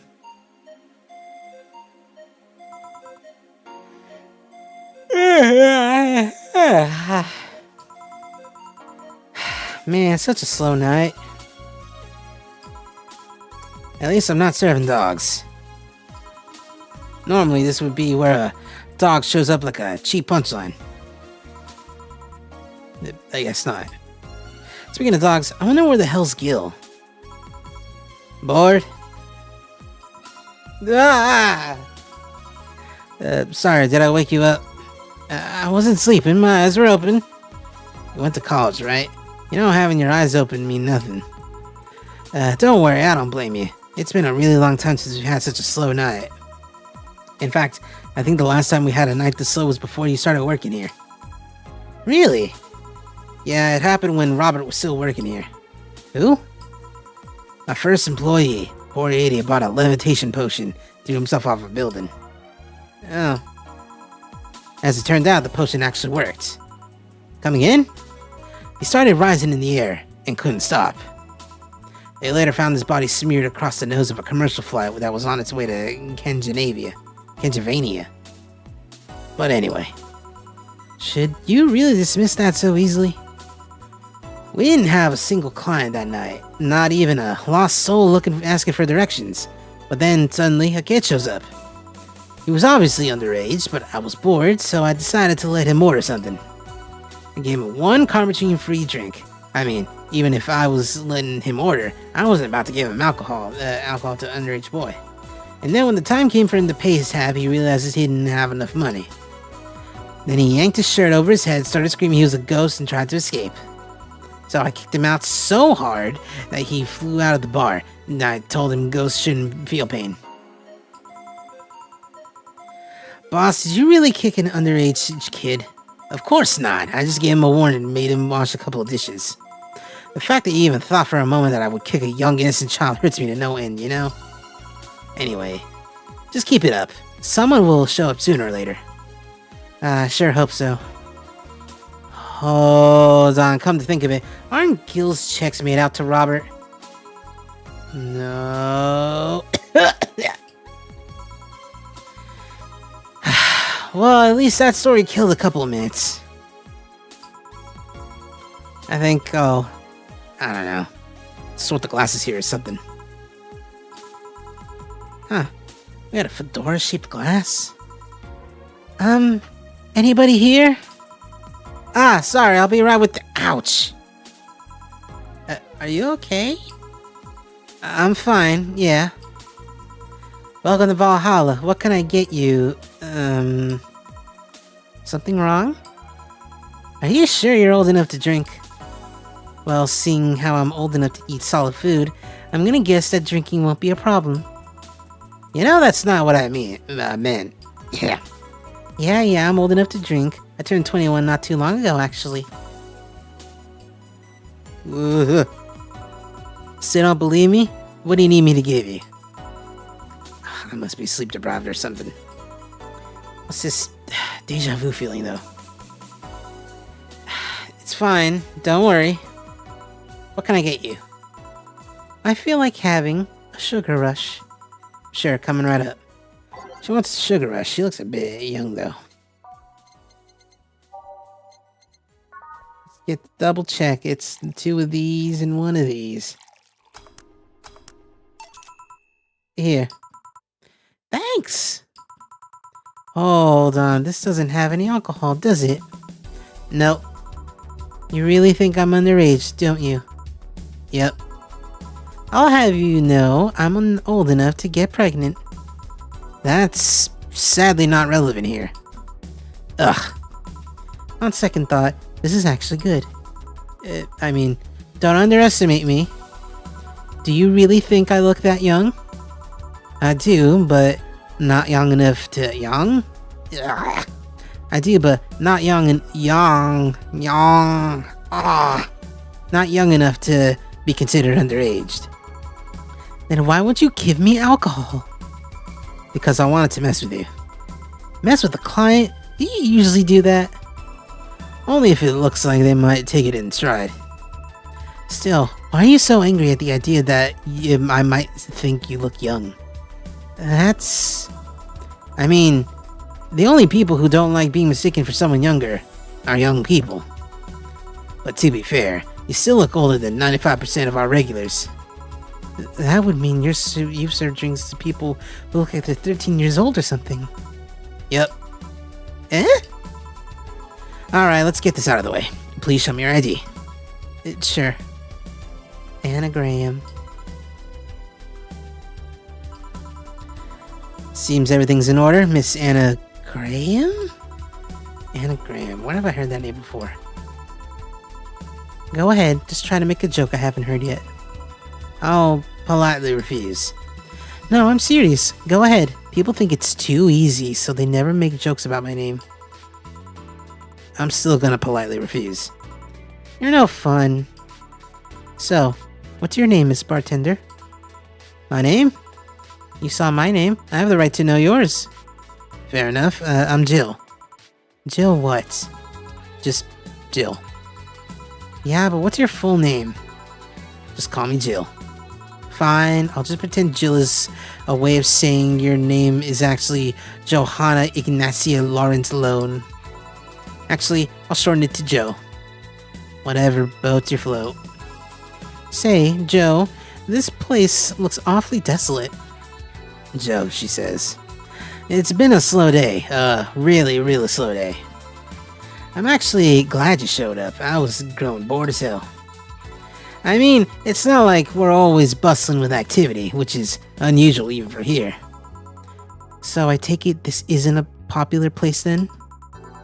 We have our regulars here, but we're not like the bars in the main street. Still, I like this place. It's comfy and, I don't know, makes me feel safe. Weird. I mean, I feel that way too, but this place usually gives off the opposite impression. Can't blame him though. This isn't exactly the best part of the city. What is this song? That's a shame. I really like how isolated this place feels. You can't hear the sounds of the city in here. It's nice. But then again, you could say I have some experience with isolated places, so it might just be nostalgia. Nostalgia, huh? Speaking of coming in here, now that I think about it, you didn't ask for my ID when I first came in. Why didn't you do it if you were so suspicious? Well, firstly, I was bored. Figures. And second, I felt like you were of legal age. How? We've had a lot of kids coming in thinking they could get away with ordering a drink, but they're too nervous and jumpy. I don't usually give drinks to kids like that. They don't know what they're dealing with. What if they're not all like that? What if they're not like that but still underage? If they at least look like they're above legal age, I would be able to live with myself, I guess. I won't give them anything if I know they're still kids, but hey, I'm bound to be fooled sometime. So I'm guessing I wasn't jumpy? Yep. I see. Hey, Joe, now that you know I can drink legally, can I get another one? What do you want? Give me something sweet. Sweet? Sure. Wants a sweet drink. Let's get her a moon blast. Sweet. Only a little bit of alcohol in it.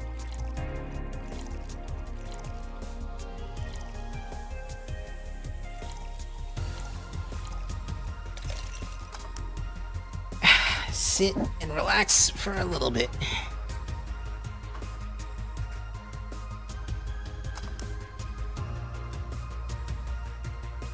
No signal? Hello there.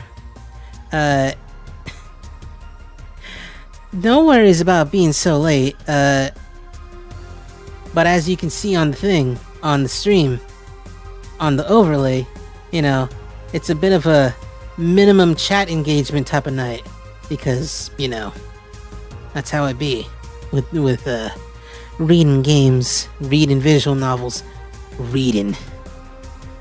So just sit back and enjoy me reading. One sweet drink. Thanks. You know, if all drinks were like this, I'd be afraid of turning into an alcoholic. Please don't joke about that.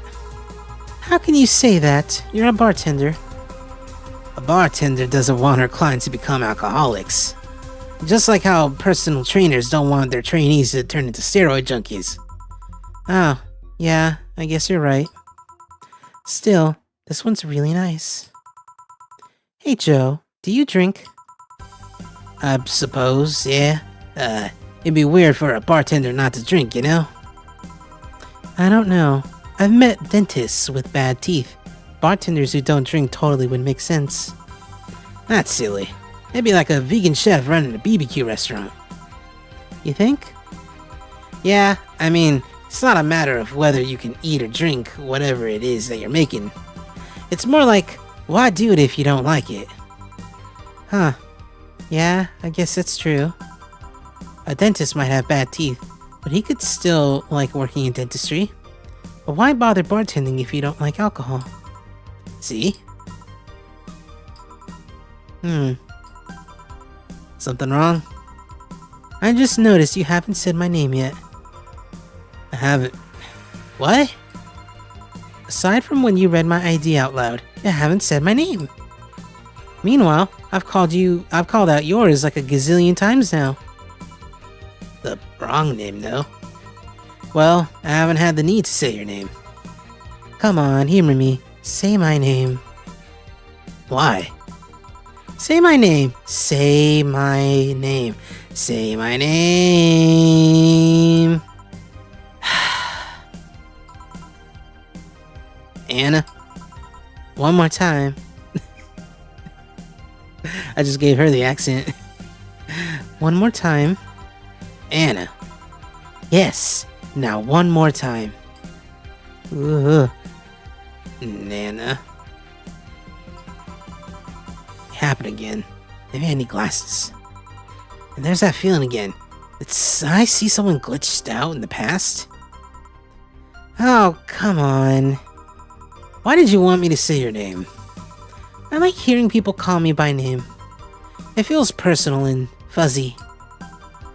Yeah, but asking people to say your name like that is a bit... quirky? Creepy. I don't know about that. There was this certain someone who would wake me up in the morning saying my name. Your name is important. Once you know someone's name, the gap between that person and you disappears.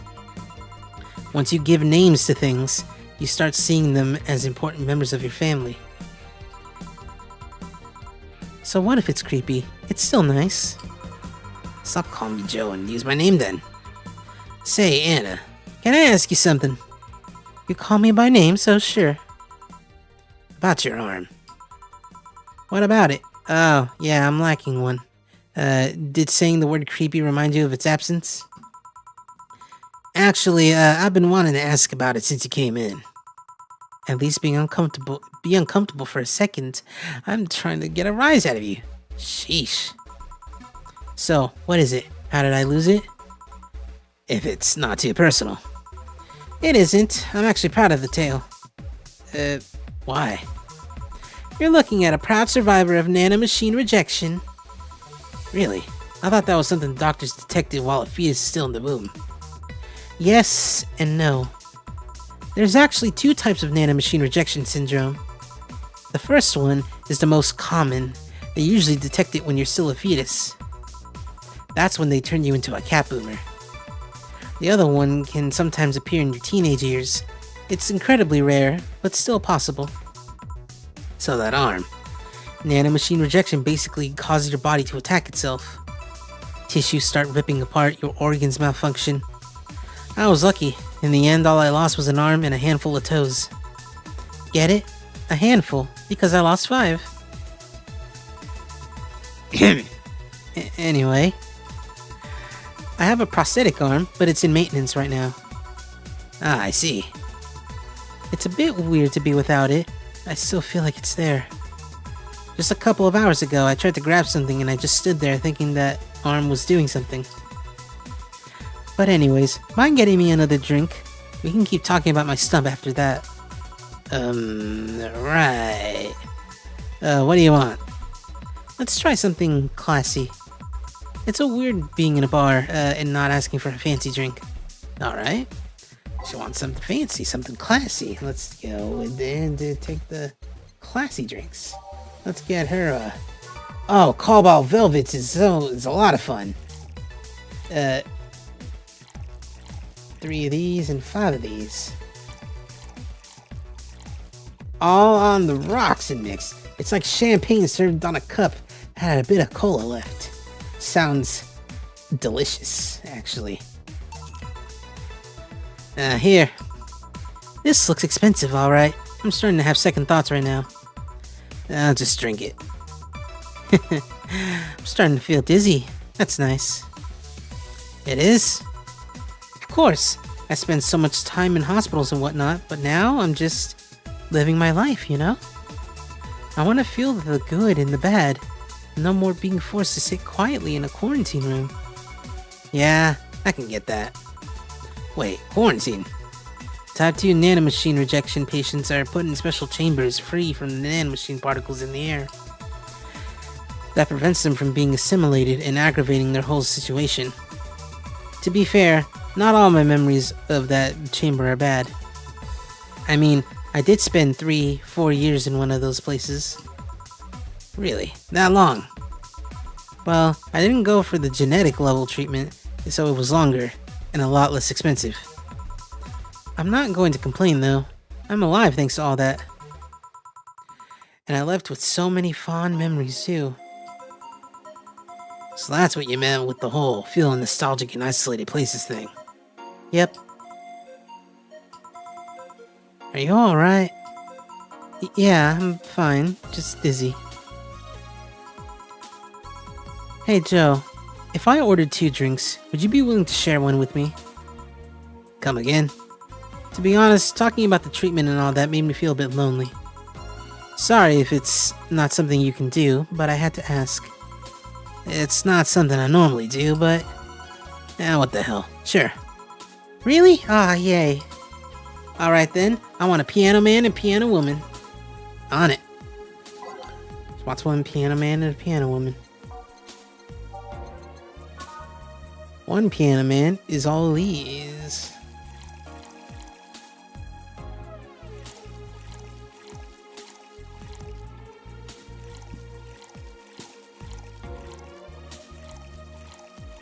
All on the rocks and mixed. Now for the piano woman, which is slightly different.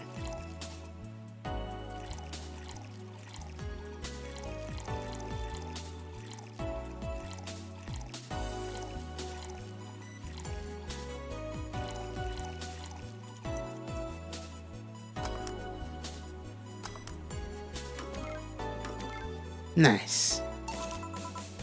2 drinks. Which one do you want? Do you prefer the man or the woman? I'm fine with either, really. Okay, I'll pick the woman then. Cheers. Alright, this is getting weird. I said, cheers. tears. Yeah.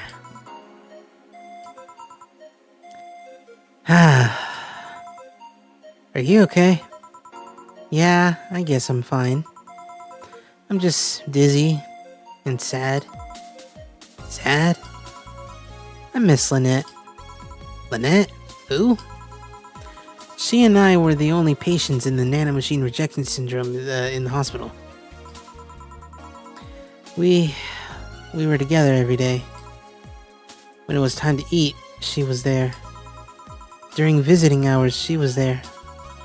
Whenever I slept, whenever I cried, whenever I laughed, she was always there. When I lost my arm, she told me I could have hers as compensation, and I could use it however I wanted. What happened to her? Tokyo flu. Something went wrong with her immune system and the flu started kicking in. They tried to rush part of her treatment to reduce the symptoms, but it only made the nanomachines go wild. It eventually got to her brain and... I see. Sorry to hear that. The worst part is that they left her as she had been, and I might have been able to spend an extra year or so with her. But all that work only got her killed sooner. I didn't even get a chance to say goodbye. She just vanished. That's tough. I miss her every day, you know? I say I want to forget her, but the truth is that I just want this pain to go away. It's been 2 years and I still feel the pain. Every second is just a second without her. It can get so lonely. Sorry, am I making you uncomfortable, Joe? You're not, don't worry. Still, sorry about that, I'm just... We had so many plans about what we'd do after we left. We were so close to being together without that pesky nanomachine rejection, and... It's not fair, you know? Why do I get to be here while she doesn't? I try to enjoy life as much as I can, enjoy it for the both of us, but it doesn't seem enough. What do you think? What do I think? Well, I think about my grandpa. Your grandpa? He was a harsh guy, really sincere, but not one to mess with platitudes. It's not like he had a lot of enemies, but many people were cautious around him. But once he died, I never heard a single bad comment about him, not even from those who used to badmouth him every now and then. Really? Well, the best thing about death is that after you die, all the wrongs you ever committed feel meaningless. Really makes you think about how petty some things can be. Yeah. On second thought, that doesn't have much to do with what you said, does it? But what I'm trying to say here is, don't try so hard, just live, you know? Be grateful you have that chance. I know what you're feeling right now, but you'll get better. Eventually, all you'll remember is the happy moments. I hope so. Sounds like you and your grandpa were close. He was my best friend. Losing him was quite the blow. Do you have any regrets in regards to him? I guess not. I mean, it's not like I had a dramatic goodbye or anything like that. He died in a hospital bed while I was at home. But, I don't know. I never had a heated discussion with him, so I don't have that problem. Sure, there's always a bit of, I wish I could have told him this, but that's bound to happen regardless of who you're talking about. Did you leave Lynette after a fight or something? No, of course not. Then you're luckier than most people. Oh. What I mean is, whenever you feel depressed, remember that she left your life while both of you were on good terms, not good omens. Good omens ain't at all related to this. Whenever you feel down, just try to hold on to that. Yeah, I can try that. That cheered me up a bit somehow. Thanks. Anytime. I should be leaving now. Thanks for such a lovely night, Joe. If you feel lonely again, just come back. I will. Well, that was an entertaining diversion. Ah, boss, what happened? Came to ask you that. Eh? You just spent an hour talking to yourself. No, I didn't. There was a girl called Anna here. There was nobody here. I was actually coming to tell you we're gonna close for tonight, and you were chatting with thin air. A spirit to talk to. That can't be. She paid for her drinks. The registry says the money came from your account. But all the drinks I served her. You mean the liquid that someone who is definitely not going to be me has to clean off the floor? But Jill, you're worrying me. You okay? Last thing I need is another employee who talks to herself. Yeah, I'm fine. Are you sure there wasn't anyone else here? I even checked the security cameras. You were here by yourself this whole while. Maybe you're tired. You probably were just sleep talking really intensely or something. Yeah, maybe. Come on, I'll drive you home. Maybe you just need a rest. Yeah. What the hell just happened? And that's it for the pre-game. 2 hours and 17 minutes in. Let's get into the actual game. We don't have much time before I have to go. But let's just get into it. This game is best played getting comfortable.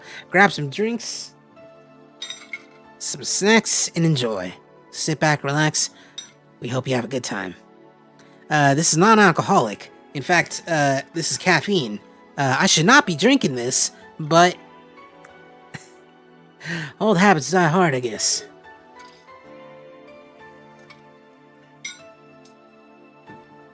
As if I'm gonna kill this habit.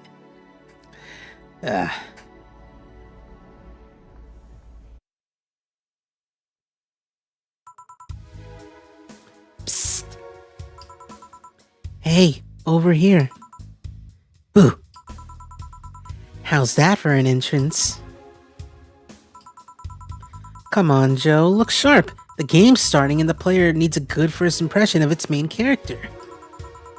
I know you served a bunch of tuxedo-clad corgis over the weekend, and the bar will eventually close. And I'll admit my little prank on you might have gone a bit overboard. But remember, life is 90% how you take it. Stay focused and look at the brighter side of things. I have no idea what the brighter side is, but you should totally find it. In any case, you should totally check that parcel you just got. See ya!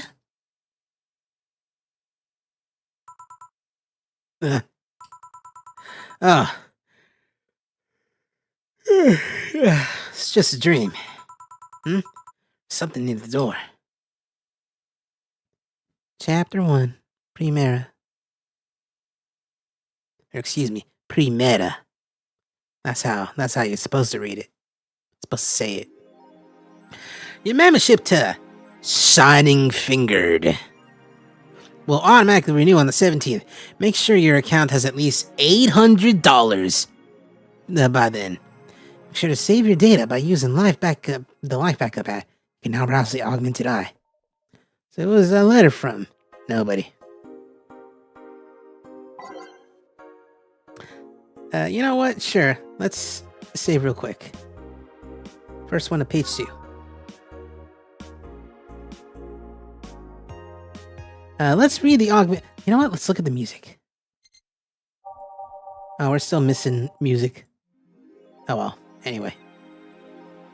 Let's read the Augmented Eye. Cyborg in Heels returns next year. Cyborg in Heels returns next year to the Super Silver Thunderdome by Lana Smithy. The popular show Cyborg in Heels returns to the... It's written by Lana Smithy. I should use a more feminine voice. The popular show Cyborg in Heels returns to the Dome this March, with tickets going on sale in January. Cyborg in Heels is a massive stage show about a cyborg fighting terrorism while wearing heels. Director Quentin Hayter explains Cyborg in Heels' special appeal during an exclusive interview with the Augmented Eye. What's not to love about it? What's not to love about it? It's a cyborg wearing heels, cutting stuff. That's literally something we've never seen before. A niche market I'm willing to capitalize on. Check out the full interview in the next few weeks, exclusively here at the Augmented Eye. His acting is unnatural. I don't think he cares about the rules of nature anyway. Ba-da-ba-ba-da-ba. So I thought for a second, cyborg in heels is just, a cyborg wearing heels. No, it's specifically Metal Gear Rising: Revengeance. I love this game so much. Wonderlanders are the newest threat. By Kimberly Lavalette. Wonderlanders are the... If you thought Alice Rabbit was good at cracking the most complicated security protocols in the world, then this new group will certainly blow your mind. They've yet to make an impact as big as Alice Rabbit, but they seem to be aiming very high with the recent threats issued against the Prime Minister Quincy. We hold full access to Quincy's email network and will release the whole database this January, the group declared during a stream. Shallow threats. One question. Prime Minister Quincy dismissed all the group's threats by stating he's not hiding anything and is not afraid of a possible leak of his email history. Maybe everyone will get to see what kind of TV I bought last month. Wild parties. The people behind the Wonderlanders seem to enjoy dressing in all kinds of rabbit costumes with the U. During the stream, from Anthro to Bunny Girl, the purpose was to show the love and respect they have for Alice Rabbit and their world in today's politics. We want to follow their example while having some fun. We're not sure if this will go anywhere, but we'll be here to tell you if it does.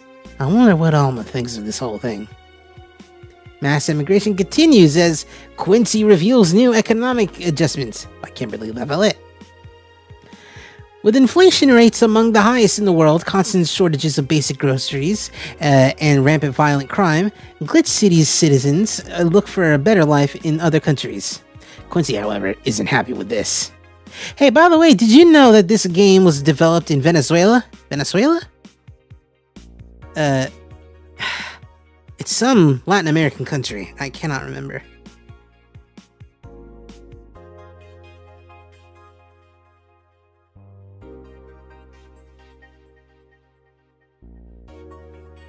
Yeah, I was right. Venezuela. Very cool. Also, this is just echoing what was going on in Venezuela at the time that this game came out. They learn in our schools and universities, the Prime Minister said during a talk with the Augmented Eye, but they apply. Excuse me, the Prime Minister is burped. Excuse me. But they apply what they learned somewhere else, and I find it rather insulting. This comes after revealing new economic measures for the city, which most analysts consider to be useless for the current environment. They don't know shit, concluded Quincy. Would you leave? Not without you. Alright, let's save once again. And, now let's go to work.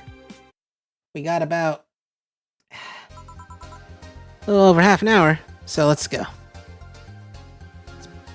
Hi. How you doing? Okay, she's gone. Good evening. Ah, there you are, Jill. Hey there, Jill. Ah, hey, John. When will you admit you have a John face, Gil? When you let people call you Jules. Quiet. Are you okay? You look distracted. Where's Boss? Dunno. She went out to buy some stuff and... Did you hear what I just told you? You said something? Huh? Yes, that you look distracted. Very, very distracted. It's nothing. I'm just thinking about... this stuff. What stuff? Well, I have to pay rent by the 30th, which is always stressful, and, there's also the fact that I spent a full hour yesterday apparently talking to myself. Oh, look, there she is again! Not to mention the fact that 2 days ago I found out the bar is at risk of closing. So not only is my life being shaken up, I'm apparently going crazy. On top of that, Neuter and Floor left me with a completely empty wallet. I'll get evicted if I miss rent again. And there's all the beer cans around my apartment and... Jill. Sorry, did you say something? Can you really work today? Of course I can. Let's go through the basics then, shall we? Just in case. If you can make a piano man, I'll skip the rest. But bear with me for a second, okay? Let's start with a sugar rush. Look for the recipes using the navigation bar in the recipe book. That will show up on the top left. You can also sort drinks by doing all this stuff. You can make the drinks. Gil. You can make the drinks some more. Gil, I'm the one that went through formal BTC instruction. Then there should be no problem. Gil wants either a sugar rush or a piano man. If I mess up the ingredients on the jacket, just hit the reset button. Let's get a piano man. Just skip this whole entire thing. I do not remember how the game acts if you just give him a sugar rush. I believe there's more tutorial, but I don't want to go through any of that. Here, happy? Yes, very. I stand corrected. Now, let's get working. Oh yeah, before I forget. You can make any drink big by doubling the amount of ingredients. But if the recipe already has over 10 ingredients, the drink is already big. Oh, and if a recipe says it uses optional carmetrine, it means you can use none or fill it to the brim. Optional carmetrine doesn't count towards making a big drink, of course. Carmetrine is the alcoholic factor in the drink. It doesn't change the taste, but the amount still has an effect. If you add too much of it, the client will get drunk faster, so please be mindful of that. Are you done with the exposition? Now I am, yeah. Hey guys! Who's that? I don't know. I found her while I was out shopping. Why bring her here? Well, it was either leave her outside at the mercy of society's finest or bring her unconscious body in here. She's gonna make such a ruckus when she wakes up, you know that? That's up for you to deal with. I'll be in my office. You can't just push that responsibility on us. We have work to do, damn it. There are two of you. Believe in yourselves. Do you think Chief knocked her out? Chief? Nah, that's unlikely. She'd be crowing about it or taunting us if that were the case. And it's not like her to pick on such a small girl. At least not unprovoked. Yeah, you're right. We just need to keep quiet. Keep it quiet.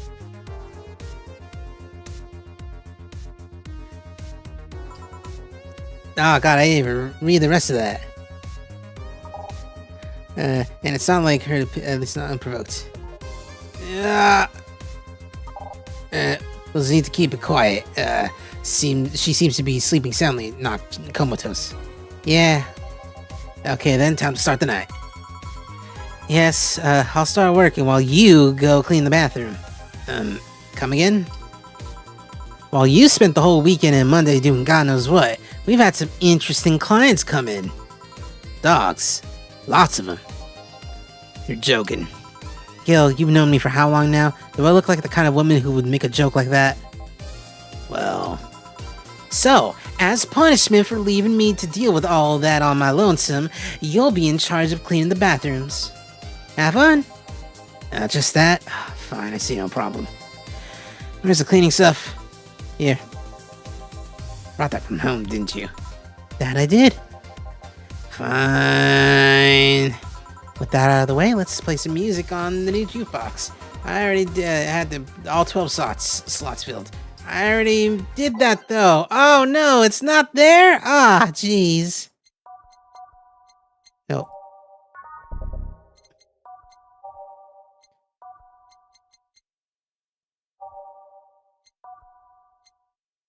Is that what I think it is? Yeah, it is.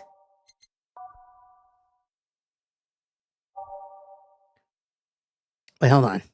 Was this one a good song? I don't remember. Yeah, it's alright. Yeah.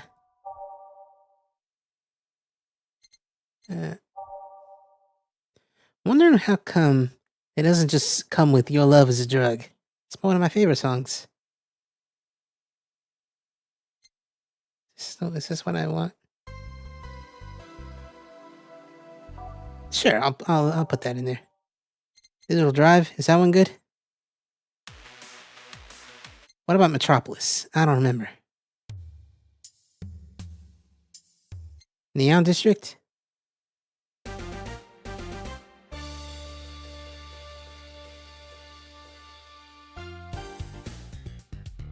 Yeah, sure.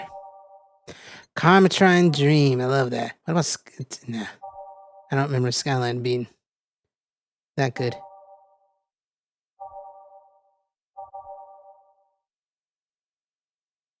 Heart of the City? Yeah. Skyline? Double check? Nah, Dusk? Double check? City Never Sleeps. Fall, Out of Orbit. Yeah. And then put Base of the Titans, and we go. Time to mix drinks and change lives. You know what? Yeah. Hey, you. Give me a beer. Oh, sure, right on it. Wants a beer. Looks like quite the big guy, though. For you. Let's get this guy a big beer, because that's what he actually wants. They really throw you, I almost said socket wrench. I meant monkey wrench. They really throw a monkey wrench of a guy, right at the beginning. Because it's like, hey, he wants a beer. But they immediately throw you, it's like, hey, he wants a big beer. I always thought that was a fun little change up. It's like the first official guy you have to serve, you get him a big beer. Here you go. Yeah, this one's good. Pretty good, in fact. Nice job. Thanks, I guess. You're lucky I was in a meeting close by. This hellhole could certainly use a presence like mine. Although, to be fair, work has taken me to worse hellholes, like New Jersey 3. Huh. What kind of work do you do, Mr.? You're talking to Donovan D. Dawson, chief editor and owner of the Augmented Eye. Nothing gets published there without my blessings. The day started with quite the interesting fellow, it seems. Hello?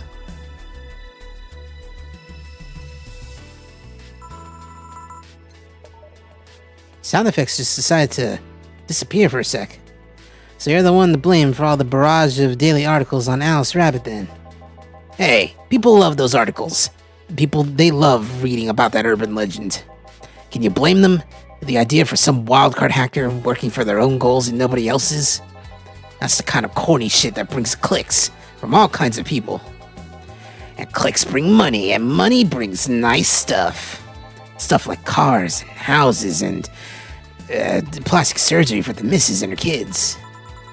Well, I'm not complaining about the fact that you write about the hacker, just that you write about them every single day. Some of it isn't even news, just speculations or copycats. I can't read your newspaper's daily feed without running into at least one article about Alice Rabbit. Well, first of all, I don't write about it, my interns do. The poor bastards think it'll help make them full-time employees. I'm just capitalizing on this topic while it's popular. And second, you're tired of one article about a supposed hacker, but not all the daily stories about murders and other horrors. Well, I always just filter out that section. I don't want to start my day scared and bitter. I have enough pressure and problems as is. I don't need to add Glitch City's lovely citizens to the list. You're smarter than you look, kid. But if more people were like you, I'd go bankrupt for the lack of traffic. Still, maybe my job would be easier. How so? People get People get bored of certain kinds of news after seeing it repeatedly.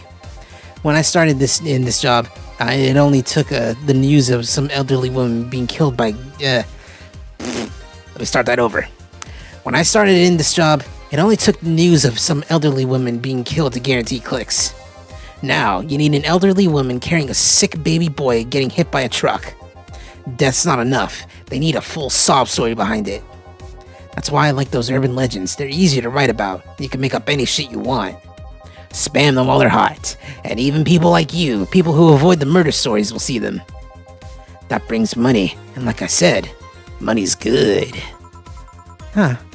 I guess he has a point. I'm gonna turn some things down a little bit. Yeah.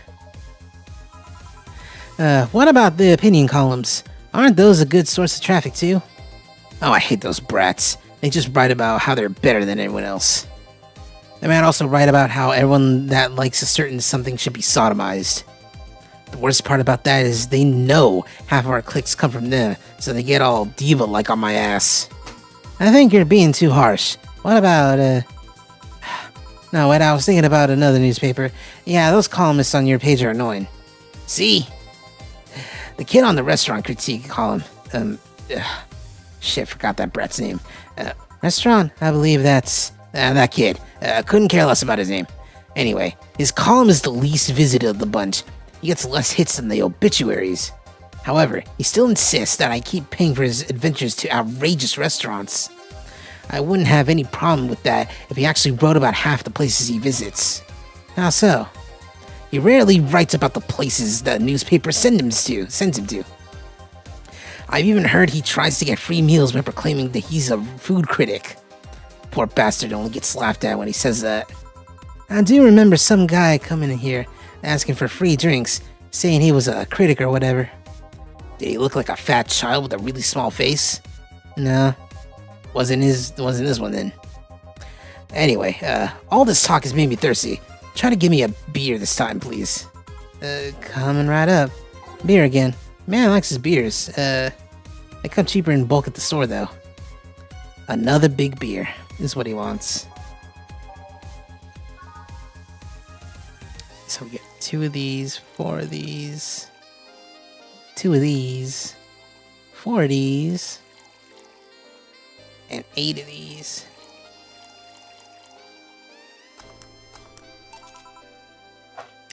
Here. Hold on, no. I can do this a little bit better.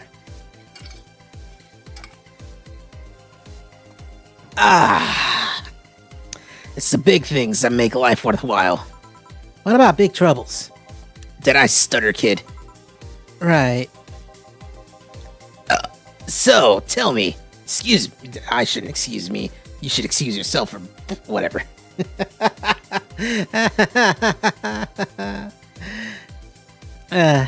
So tell me, do you see many celebrities in this hellhole? Please stop referring to this place as a hellhole. If a place smells like soap and dog piss, I'm within my constitutional rights to call it a hellhole. I'm doing my best here, thank you very much. Who was that? Nobody important. Hey, I heard that. Don't be offended by what I say, kid. I'm insulting the building, not you. You can think of it as a small hole in hell rather than a hellish hole, if you like. Charming. So, celebrities. Not really, at least, not that I know of. Why? Well, to begin with, you have a serious VIP as a client, but I don't see you losing your shit. You're not making me feel special, honey. And second, because I'm always up for gossip regarding famous people. Especially the red carpet kind of famous. Those folks pretend to love, people pretend to love, but actually want to see fall from grace. Pretend to love? Fall from grace? Why do you think that gossip about famous people always sells? People pretend that they love celebs, but what they really want is to see their idols torn down to their level. They want to see them suffer, to get their comeuppance for daring to be so much more successful than them. Nah, I think gossip is just... just something everyone enjoys but no one wants to admit it to enjoying. You thought wrong, but even if you were right, it wouldn't change the fact that people love that kind of stuff. They want to escape their lives by living somebody else's. Sadly, I failed to see the appeal in that whole thing. What do I care if this guy I saw in some random movie was wearing socks with sandals, or if they're dating God knows who? Granted, socks with sandals is practically a public indecency, but still. Oh please, as a bartender, I bet you have a strong voyeuristic streak. Your kind always loves to hear that stuff. Just like hairdressers, this sounds hypocritical coming from you. Even if that's the case, I don't sensationalize what people do. Sensationalize. I don't make it more than that person you know from TV acts like a human. Sensationalize is the key word here. Just the other day, I saw this committee judge bitching over what some girl was wearing to the store. No matter what you say, these people don't exist solely to entertain the public. But this problem exists because they're the ones constantly cultivating the idea that they're perfect and untouchable. Going to exotic locales, dressing in elegant ways, indulging in every luxury they can think of. All that just leaves the public craving for those little moments when they make a mistake and fall to their level. Can't say that's a lie, but sometimes the crowd just wants to see they're human. Hey, that dude that plays the nice guy is indeed a really nice guy. To be fair, the gossip articles don't help, sensationalizing everything. It feels like they're instigating a behavior that shouldn't even be acknowledged in the first place. You like your big words, eh, brat? Well, two can play that game of...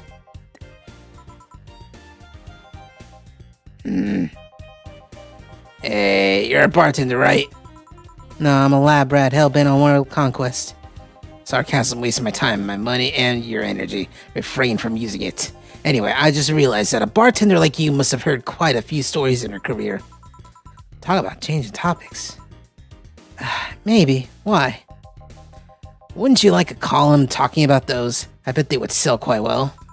It would be like that priest who published confessionary stories and then got excommunicated and lynched.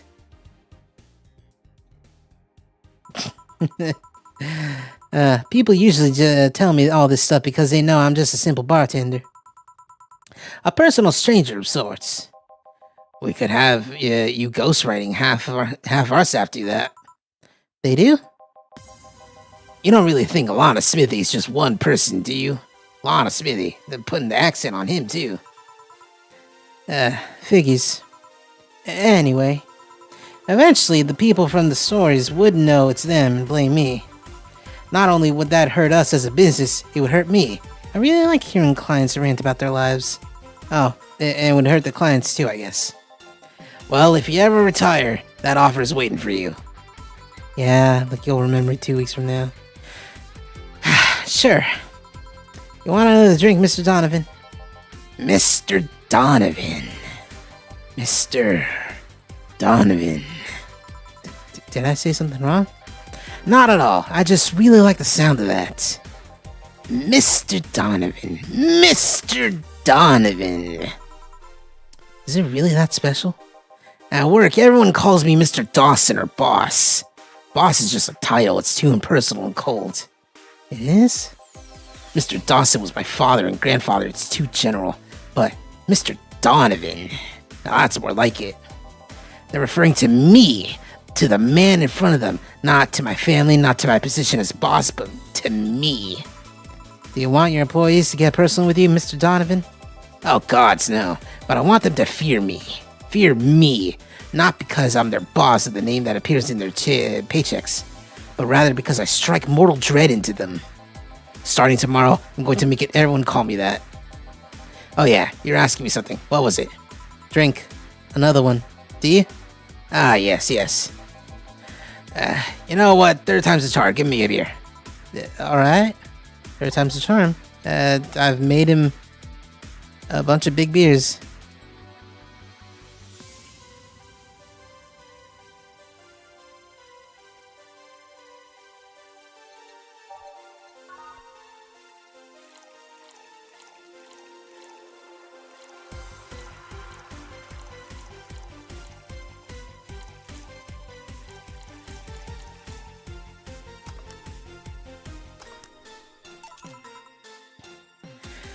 One beer. Here's hoping I don't pass out. Cheers. Enjoy. Say, kid, Does this bar have any investors? You can call it a hellhole? There was some bloke named Sven, bloke. Hey there, this is that there bloke, Sven. That wanted to give us money if we stamped his face all over the place. But aside from that, no. These bars are pretty much like any fast food chain, so there are no local investors. Why? Just wanted to let you know how lucky you bastards are. Investors suck harder than my first wife's mouth.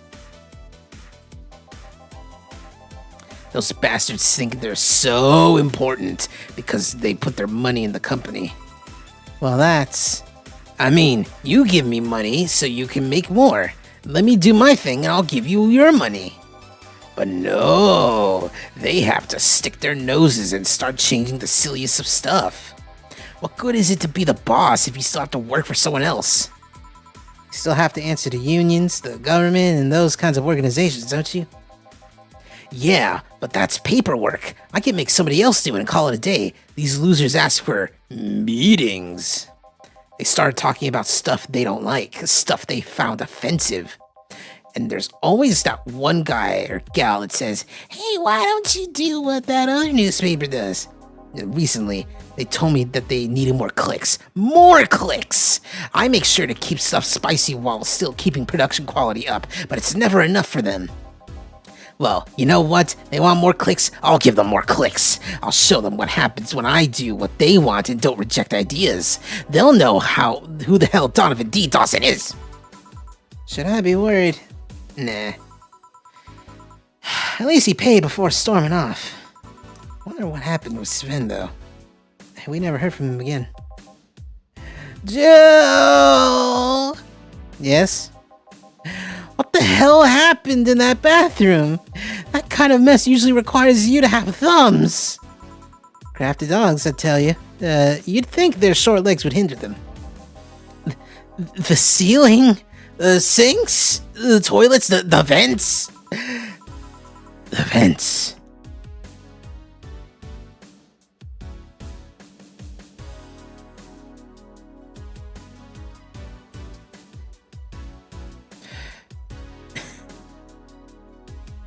I just realized.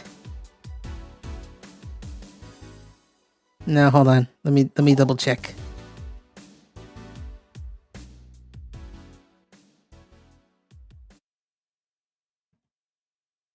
Oh my god, y'all can't hear the little sounds. Ah, man. I've been pressing all these funny sounds. You haven't heard any of them. Oh, that kind of stinks. I'll have to remember that for next time. To like reassign where the sounds are coming from. Anyway. Shh. You'll wake up Briar Rose over there. Rose? Rosé? Oh, it's me. I won't forget this. Yeah. Oh, a client. Welcome to Valhalla. What can I... Big gut punch. Fast. Alright. Oh, it's a gun punch. I want to give him a gut punch, alright? Give him a gut punch.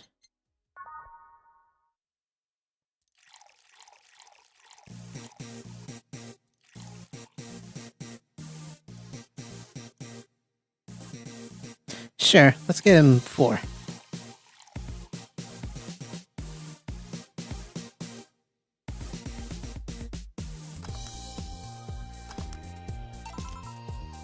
Here. You can actually do it then. This crack house is a bar? Hellhole crack house? It smells like dog urine and soap.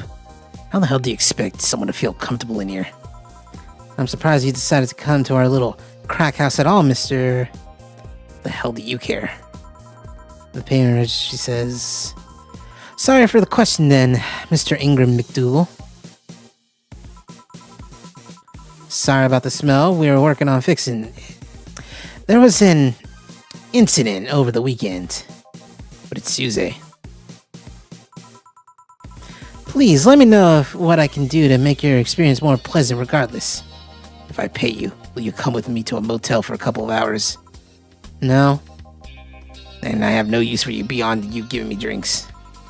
Such pleasant clientele tonight. May I ask why you decided to come to our bar then? Somebody recommended me this place, and I have absolutely no idea why she likes it. She says she's a regular here and all. Starting to doubt her tastes. A regular? Can I ask you? No. I'll concede to one thing. Whoever picks the music at least has decent taste. Yeah, that's me. I did that. Hey, Jill, where did you put the dish soap? Gil's run out. Below the sink where it's always been. Right. Oh, customer, good evening, sir. I hope you enjoy your stay in Valhalla. So any other feedback you want to provide the establishment so we can enhance your customer experience? No. Nothing. That's an interesting change of heart. I can't afford to slander this place. No, she's here. You know my boss? I don't know her, but I know who she is. Dana Zane, the Red Comet. The woman who fended off mall rioters all by herself, knocking them out cold one by one. That's an achievement and a title I've never heard before. I know boss did quite a few things before opening this bar, but that sounds... Would you happen to know how she got her mechanical arm? I heard a couple of stories, but they sound too fantastical to be true. You've had an interesting change of attitude. I saw that woman take out armed rioters with her bare hands. Once you see something like that, it's hard not to keep your mouth shut in front of them. Interesting. You can relax though. I've only ever seen her deal with clients personally about 2 or 3 times. One involved a class 5 weaponry, the other one a pickup artist, and the latest had an alpaca. Alpaca. Not really an alpaca, but there's this woman who owns a textile company. She got really drunk and she started screaming she was an alpaca. She started spitting on everything afterwards. My boss had to show her the exit. I'd rather not remember that night, so let's leave it at that. Can I get you anything else? Give me a pile driver, please. Please? Oh, that's a word I haven't heard today. Come right up. Let's get him a pile driver.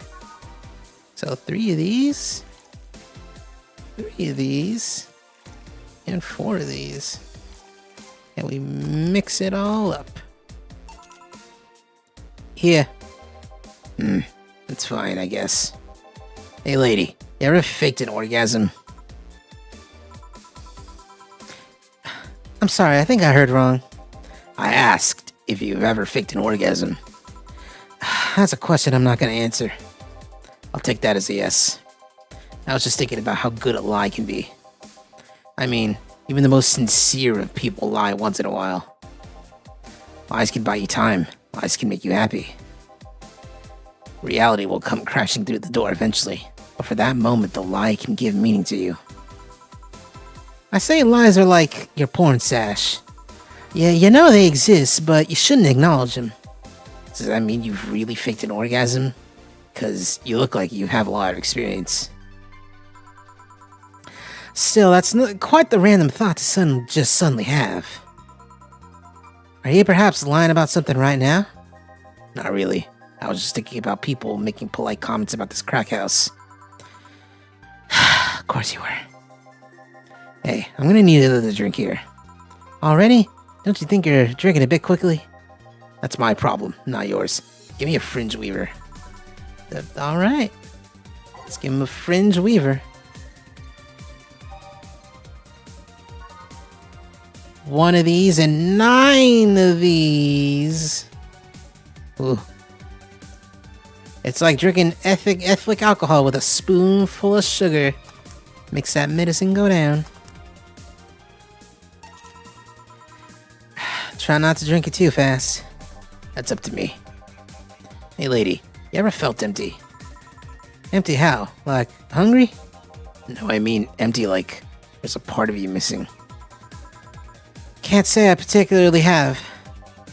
I just feel there's this part of myself that lacks something. An urge to get or do something that I just can't satisfy. You ever tried taking up a hobby? It might not solve your problems, but it might keep you busy enough to avoid thinking about it. Any suggestions? Well, collecting stuff, reading, bungee jumping, combat sports, exercising. Sounds a lot cheaper than the alternative, which is bitches and alcohol. I tried sex tourism once. It was like a bloody Russian roulette of STDs, so I left it midway through. I once burned my Christmas bonus hiring 3 women for an orgy. Porn is more amusing and way cheaper. I've also hired a girl to act like my daughter for a day for 3 years in a row now. Nothing seems to do it. Have you tried rescuing a puppy? You can't fuck puppies. At least, you shouldn't. I'm drawing a blank here, I can't think of anything that might help. Wasn't expecting you to help me, or to believe me. I could have been lying through my teeth this whole time. People lie, lady. Anyway, I'm leaving now. The smell's killing me. Please come again. Don't count on it. Good. Phew. Boss, I'm gonna take my break. Alright.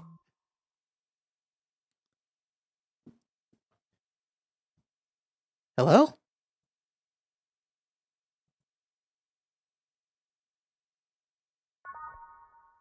Alright, my music just disappeared. Ah, fuck. I saved over my old save. Oh no! All that progress is gone. Oh well. Alright.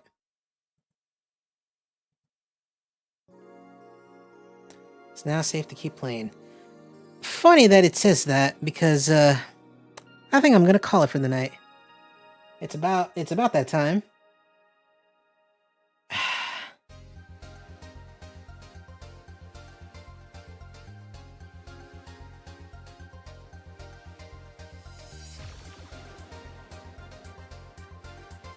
Alright, just... There we go. Alright.